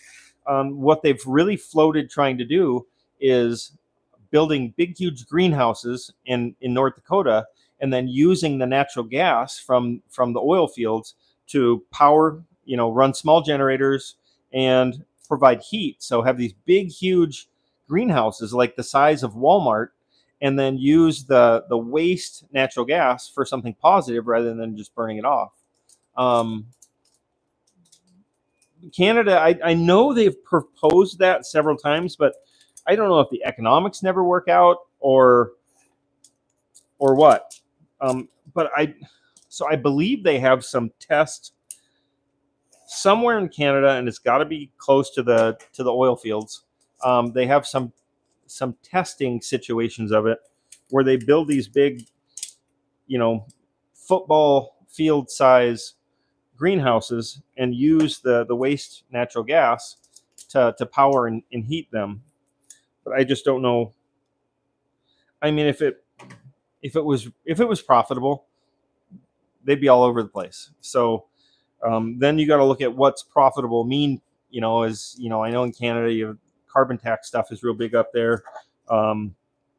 So does that help them with that, or I don't know. And I'm not trying to get into politics, but I'm just saying that's a big thing up there. And so would that help offset that, or what? But I don't know.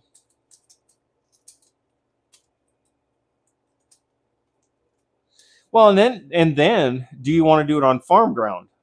Because farm ground, Canada's got a lot of really nice prairie ground. It's got a lot of nice cattle ground. Or do you want to do it on less than favorable ground and create the good soil on the inside, move it from somewhere else, or create it through compost or whatever? That's the other thing. So I don't know.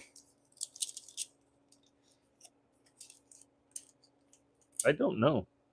I wish I did. It's an interesting concept. But yeah, we like gardening is challenging up here. A lot of our stuff we have to start indoors, or we like tomatoes and stuff. We buy plants instead of seeds, um,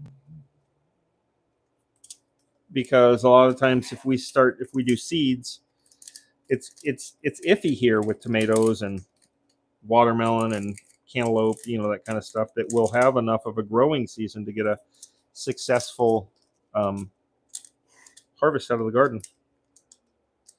Same way with elderberries. I have to prune mine.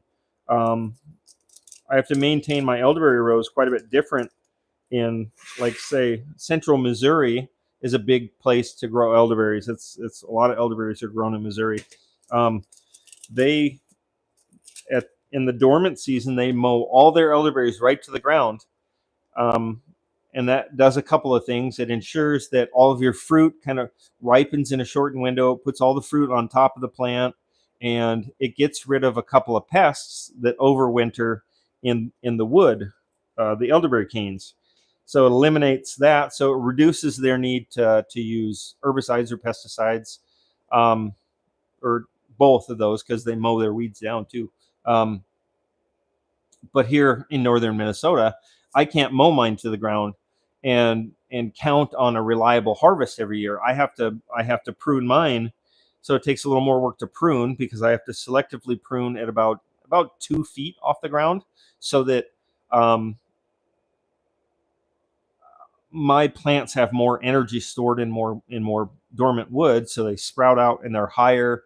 They're above the grass and the weed already, and so and what happens there is I end up with bushier plants, more flowers uh, that come out at different times, whether because I'll get a mixture of first year growth and the second year growth off the stuff that I pruned. So I'll get 2 or 3 flushes of flowers, so that extends my growing season. So I have to spend more time harvesting smaller amounts of fruit over the course of the year. It adds up to the same, but it takes more labor.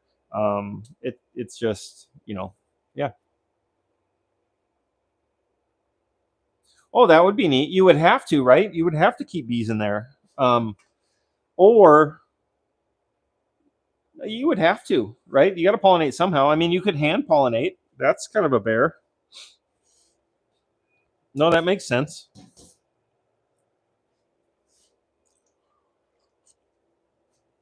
Boogie. I get a song stuck in my head. It's driving me nuts.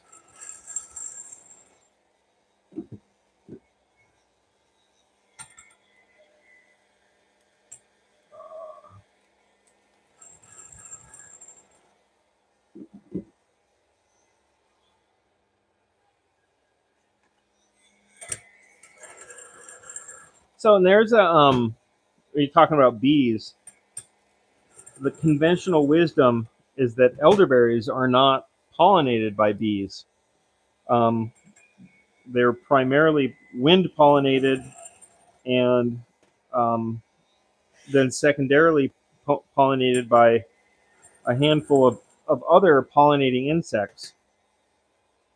I hold a contrary opinion on that. And so I'm part of an elderberry cooperative that is in.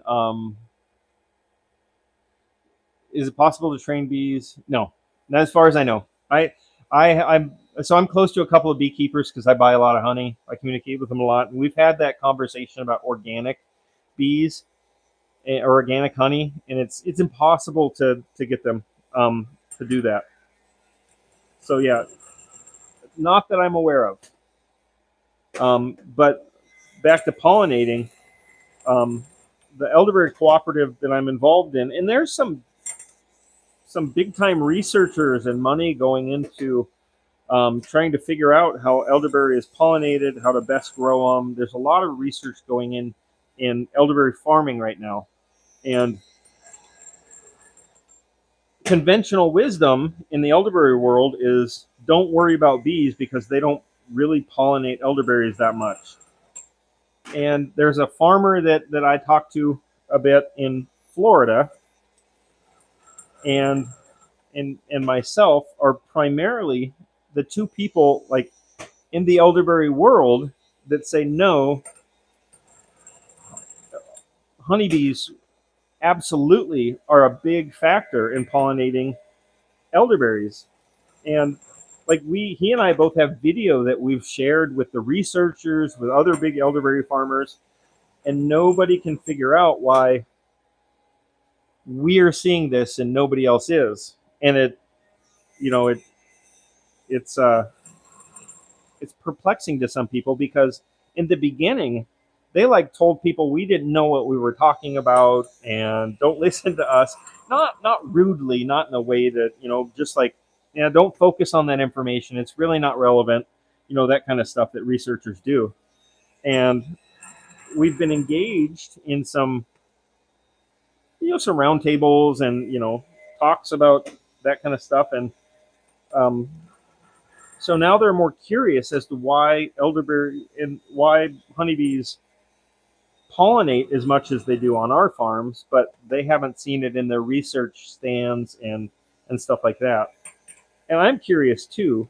I mean, not that much because they pollinate for me, and what do I care? You know, um, how do you detoxify? So that's a big misnomer. Let's talk about that for a second. If you're still on here, because I kind of talked about money. Let's get through all this. Not able to. Also, is handling unripe elderberries dangerous? No. So let's talk about elderberry toxicity. Um, so what you're referring to is cyanogenic glycosides. So elderberries have a group of compounds called cyanogenic glycosides. And when consumed in your body, they convert to cyanide. It's not as bad as you think. Amygdalin is one of them. I don't want to get flagged by community standards here. When start talking about stuff like B17 and amygdalin and cyanogenic glycosides and stuff like that. But you can do your own research on those names, those words. But elderberries have cyanogenic glycosides. When you're talking about European black elderberry, they have it in all parts of the plant: the root, the stem, the flower cymes, the woody parts of the flowers, the flower, and the berry. When you're talking about American elderberries, they have it in all parts of the plant except for in the fruit, in the seeds. They have so much that it's almost undetectable. Um, there's only one documented case of somebody being poisoned by elderberries, and that was a group of college students in Berkeley, California in 1984. And what they did was they took a big bunch of elderberry off of a tree. They had the twig in there, they had the leaves and the berries. And I surmise they didn't cook it for very long. but it also doesn't take very long. So elderberry, depending on who you talk to in the research paper you read, takes only a couple of minutes at so the research I've read says about 135 degrees. I just talked to a researcher today that said it really starts to happen at about 105 degrees. So that's like a hot day. Um, so elderberry toxicity. No, it's not dangerous to handle. You can take. I eat the berries when I'm harvesting. Me and my 13-year-old, 16-year-old daughter, we eat the berries right off the bush of both the American and the European. So the American is supposed to be um, good to eat, fresh. Although if you eat too much of anything, it's so there's also lectins in elderberry, which can cause some distress when you eat too many of them. But I don't know how much that is. I haven't reached that threshold. I've eaten several handfuls at a time while we're harvesting and felt no ill effects from both the American elderberry and the European elderberry. So back to, is it toxic? Yes, there is some toxicity. What the threshold is, I would suspect is varying for different people, and different weights of people. But I weigh 200 pounds. I weigh about 220 now, but I haven't been able to find it. I eat them fresh off the bush when we're harvesting. So really, it's much ado about not much. Would I drink a whole bottle of fresh, unpasteurized elderberry juice? Probably not, for two reasons. It's expensive. And two, it's got a lot of fiber in it. And you know what drinking a lot of fiber does? Think prune juice. So, what the threshold is for toxicity, I don't know. But just the process of heating it up to put it in a bottle completely negates anything that would be there anyway and accentuates all the chemicals anyway. So I hope that wasn't too long of a rambling answer. Did it make sense? Please provide your feedback in the comments.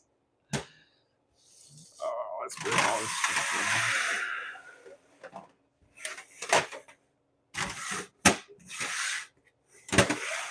in. I love this stuff. You guys got to try this honey. Check it's on our website. The right now just the big jars on our honey, or on our website. Um, Good. And I don't want to sound too ranty either because I get this a lot. So I've explained this like 1,000 times, and my goal is it totally is not to rant. It is to educate. I want people to understand elderberries, to feel comfortable. They truly are. They taste phenomenal.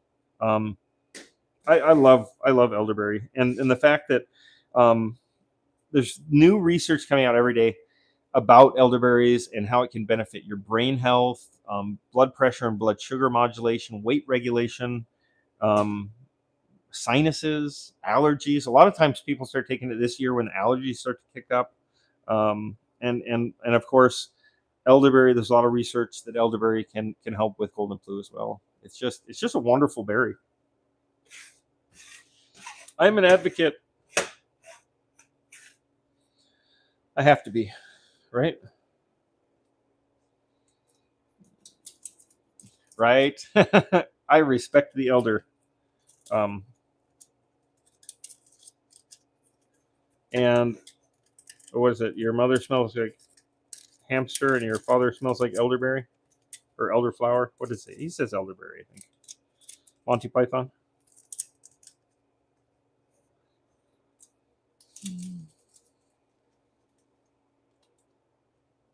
Thank you, thank you, thank you. That was a great question. I love that question. There got to be more questions. Ask me anything. All elderberries all day. Um,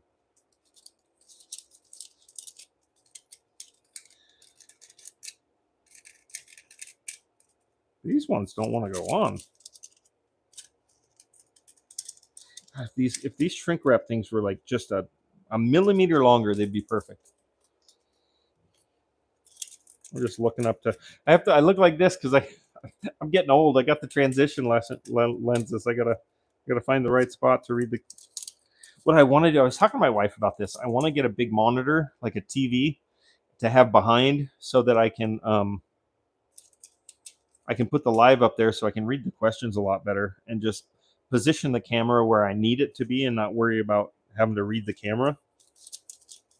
We just haven't done that yet. Someday.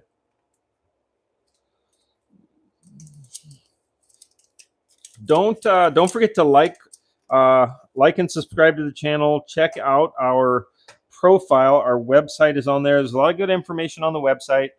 We have a blog on there.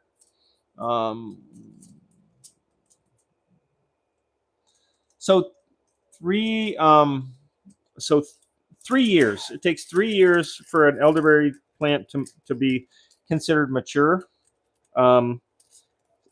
The first year, I wouldn't count on getting anything out of your elderberry. Some people do sometimes, that live in a really good spot, that have perfect soil, and they get perfect rain every year, or they water perfect. But generally, we tell people to pinch the flowers off on the first year, so that your plant can focus on growing.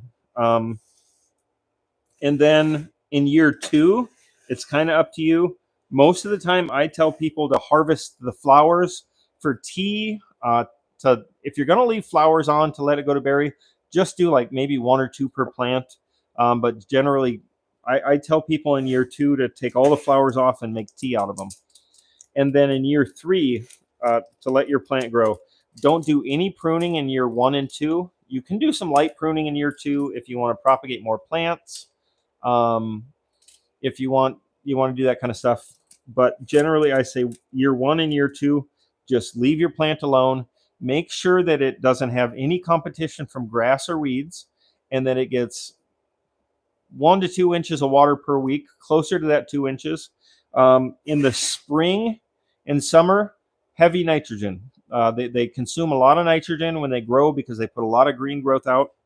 And then as you get close to berry set, then you want phosphorus, and you want micronutrients.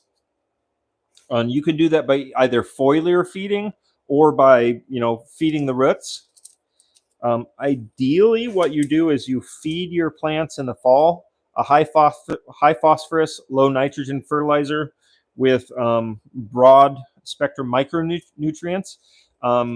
Elderberry, and they're still doing research on this, but they're finding strong correlation between elderberry set and fruit quality with the micronutrients, columbium, vanadium, manganese, all those micronutrients, all those microminerals.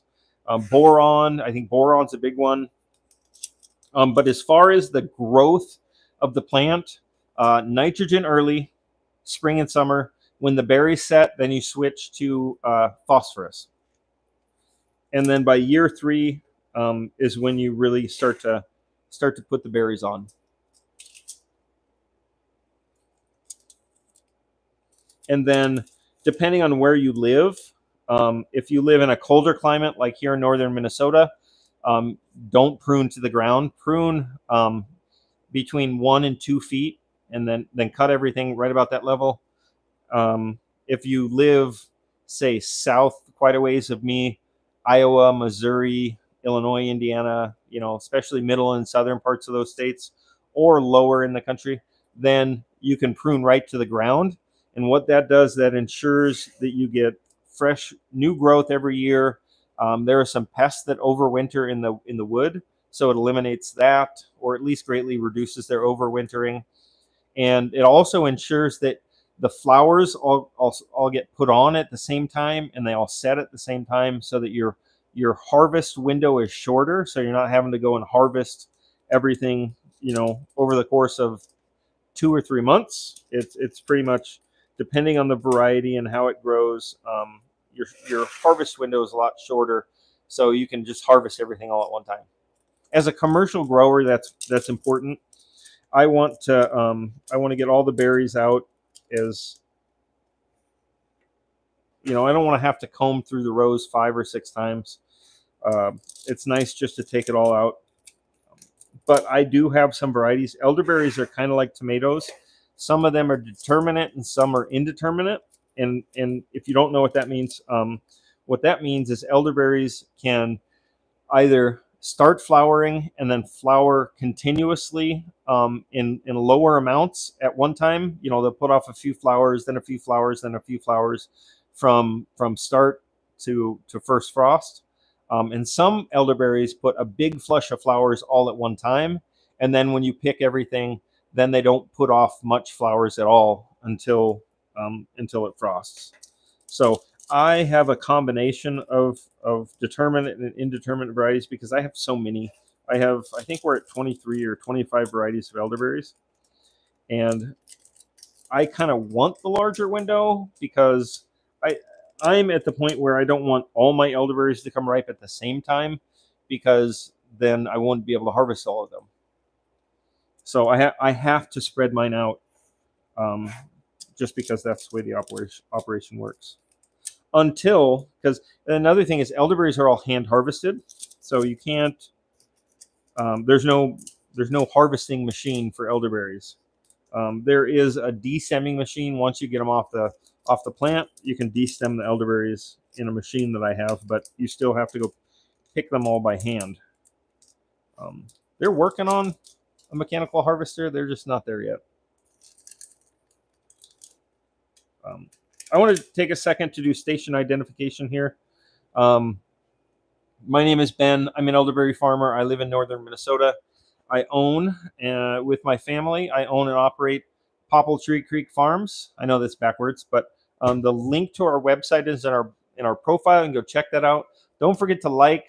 Don't forget to subscribe to our channel, and let everybody know. Then come back. We have a lot of YouTube shorts. We don't have a lot of long form video yet, but we're going to try to work on that. If you've never had elderberry products, elderberry syrup, this is kind of what started our business.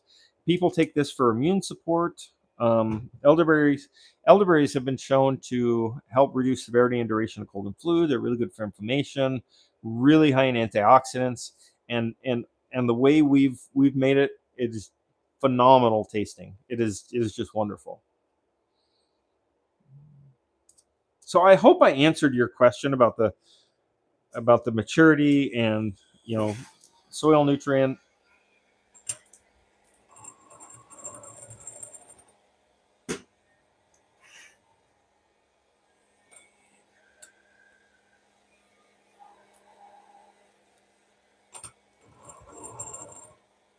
Oh, I'm almost done with this.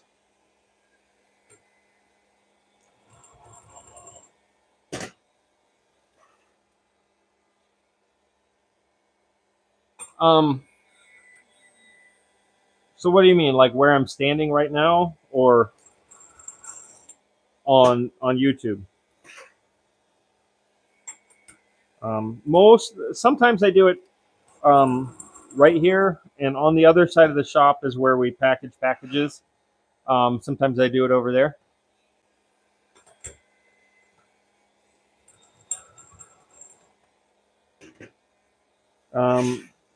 I've tried to go live at the farm, but it gets windy out there.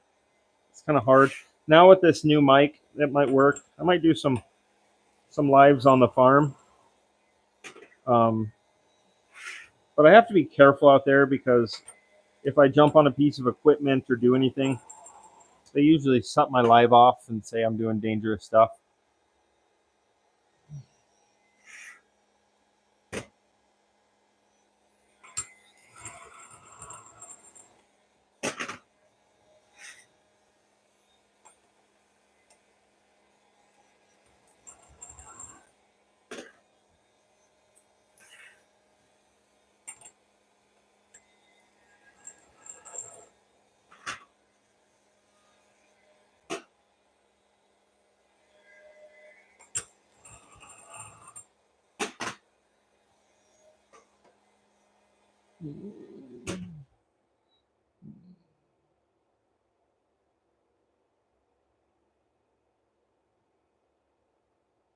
Okay, I'm just reading questions here. I always just to let everybody know, I have to read the questions first. I got tricked. Somebody said something bad on here, and I read it out loud, and then I got in trouble by the social media people. So I read them first.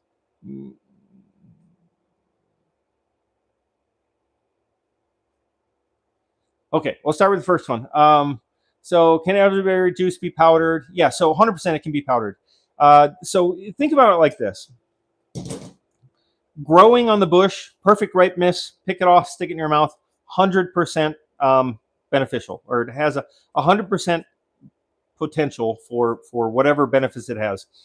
You pick it off the bush, you whether you're dehydrating it or juicing it or whatever you're doing, it's gonna degrade some, right? So powdering it,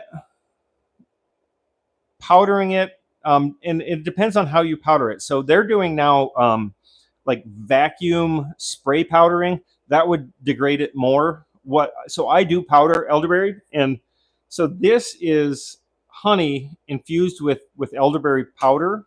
And what I do is I take my juice, I make my juice, and then I freeze it and I put it in the freeze dryer. And that is pretty high on the scale of efficacy. I don't know. I've heard different percentages, but like dehydrated berries, they say is about 70 to 80%. Freeze dried berries is between 90 and 95%. So, yeah, the good thing about elderberries is the antioxidants in elderberries are pretty durable. So they survive. Survive the process. But yeah, I don't know. I hope that answered your question. I powder elderberries to put them in here, and also we make an elderberry capsule, which we don't have for sale yet, but we will soon. I have to do a little more work with form and fashion, and I just bought my pill capsulator, so I'm getting down how to use that. And but yeah, it's totally beneficial, and it's a really good way to flavor too.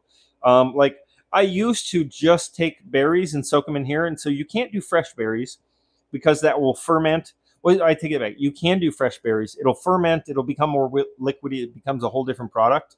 I used to soak dehydrated elderberries in here, and that works, but you don't know how much comes out of the berry into the honey. And then you also, it's really hard to separate the berries from the honey, and it's a total pain.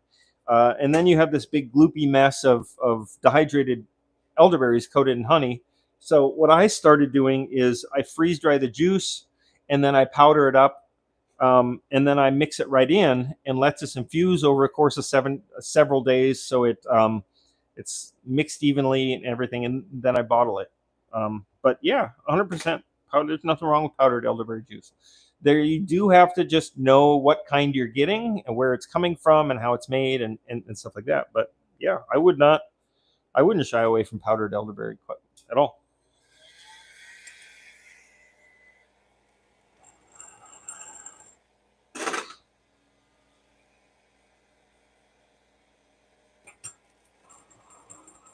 Oh, there was another question I forgot. Um,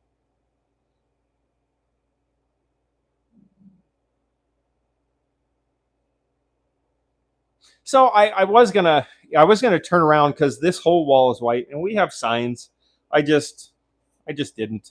I was gonna make a big and I'm probably gonna I'd like to make a banner with like a QR code on it so people could just kind of snap their screen and do it. But I didn't. But no, I'm aware. Thank you.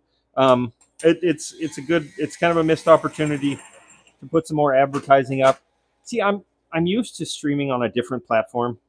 The one that everybody um, was scared of getting rid of recently. And if you put anything on there that is not of that, then they shut your views down or they kick your live off, or they have so many rules over there. So I'm trained like that. I'm still getting used to YouTube, so I kind of got to learn the ins and out of YouTube and um, what YouTube allows and likes and what you're capable of doing and all that.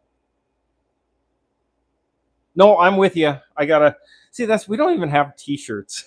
we, we have we want to get all that stuff, but no, you're 100% right. 100% right. I just today I had some work to do. Uh, I had some work to do, and I thought I'd go live and hang out with some people while I was doing it. if I make some sales for it, bonus. If I don't, I mean, it's what it is. I just like talking to people about elderberries. What are you making? So this is elderberry infused honey, raw, unfiltered honey.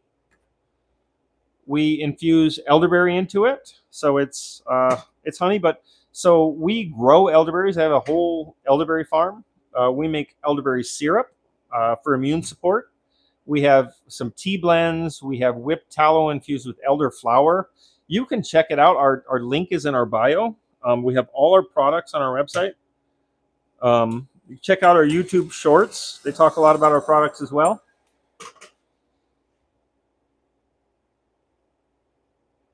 Oh yeah, 100%. We're working on there's so right now. I don't know if you were here when I was talking about the new facility we're building out on the farm.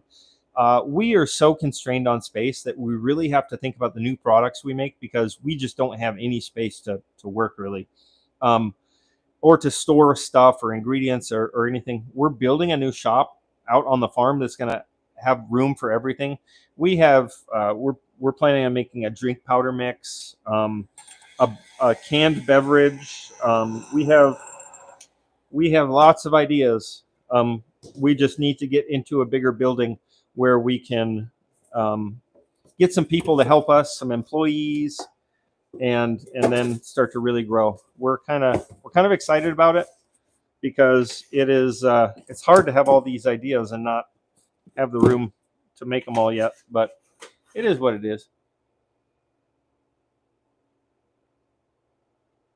Oh, that makes sense too. Um, well, so what I want to do is get a monitor to put on the wall so I can read all the comments on the monitor. So then I can just turn the camera around so it streams the right way, and then I don't have to worry about all of that. I just I don't I I just started going live a lot more. Um, I historically haven't done a whole lot of lives. No, I'm not. I just had this conversation. Um, so we don't use a whole.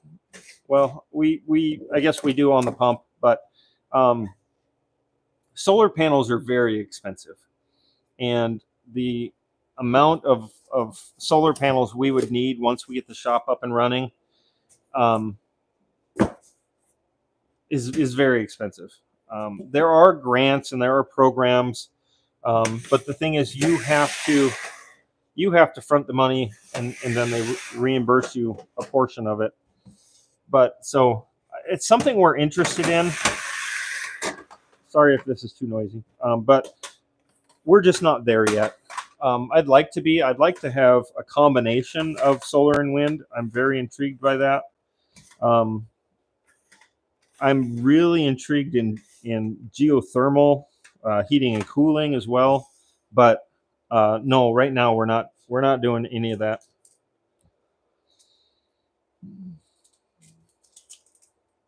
But it is interesting. But it's also got to make sense, right? I can't go broke to have solar panels.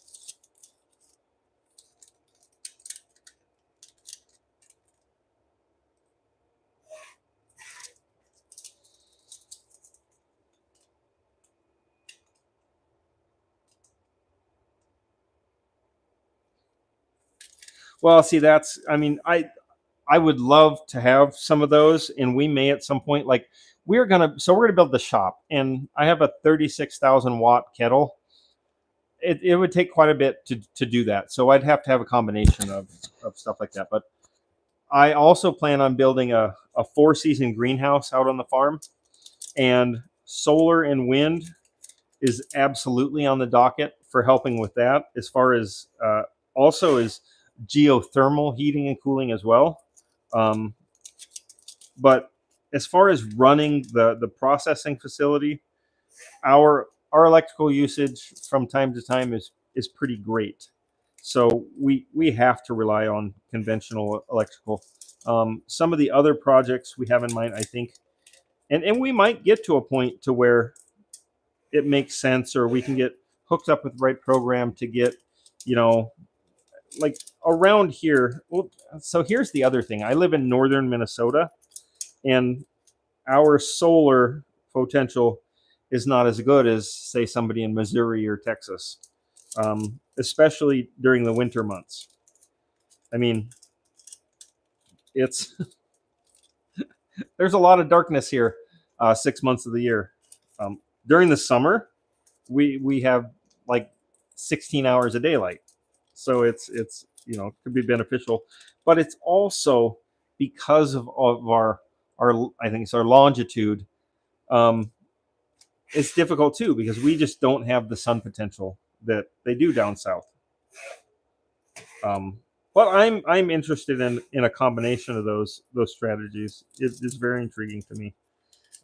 I'm really interested in, for the 4 season greenhouse, um, geothermal heating and cooling.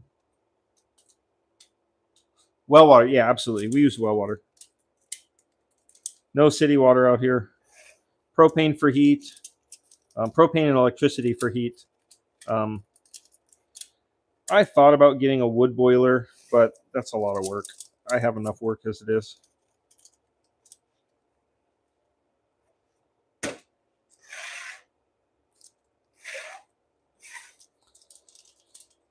How many acres do you have? So the here at the house we have 4 acres. We don't have anything elderberry related other than our storage and processing shop, um, or shipping shop. On the farm, we have 35 acres. About 29 of it is tillable, as they say. Right now, we have 5 acres of elderberries planted, and I think we'll end up. Somewhere around 10 acres of elderberries um, out there. And then my original plan was to grow all the elderberries I would need, but it's not gonna ever happen, because I am already at a point, like right now we buy 100% of the elderberries that we use to make our products. This year that will change. Some of the elderberries will come from our farm. I anticipate I will need this year approximately 15,000 pounds of elderberries. I'll probably get 3 or 4 thousand pounds of elderberries off my farm this year. Next year I'll probably get about double that. But so I'm already, behind. So I will be purchasing elderberries from a few places. Historically, I bought them from. Oh, that's it. I'm done. No, one more. I bought them from an online distributor, where they were European elderberries. This year, we're going to switch over to 100% American elderberries, grown from my farm and from some surrounding farms, and through the elderberry cooperative that I'm a part of.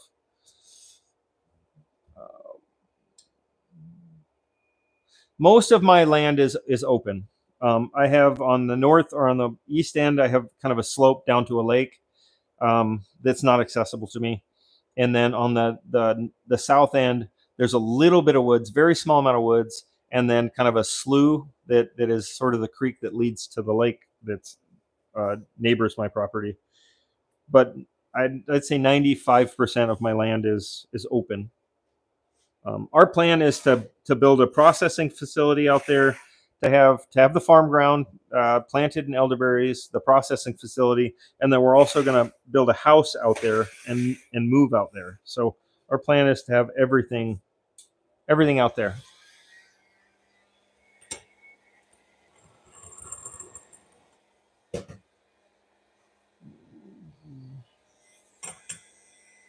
I wish a little bit more of it was wooded, but I don't know. At the same time, I'm glad it's not.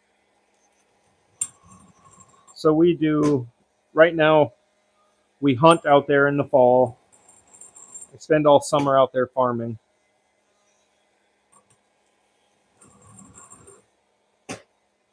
I'm almost done. I think I might wait till later to do all this stuff. for the honey.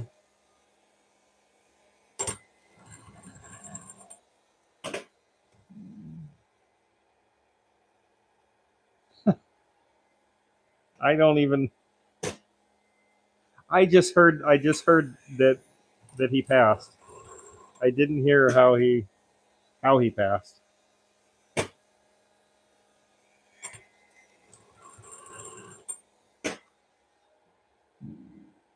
Recommend wind generators. Yeah, that's the thing. Is there all that stuff is just so expensive right now.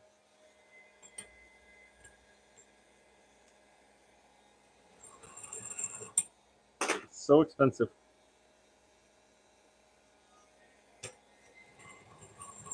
And I would love, I love to be a champion for the environment and all that. But also, you have to get to a point where it's financially feasible to do that stuff. Because if you do it and you don't have the money, then then your business collapses. But I would love to not have. I would love to generate my own energy instead of buy it because I. That's another thing. It's like they charge you so much for the energy. That's the thing. It's you take it in small bites rather than paying the big chunk. So no, I get what you're saying.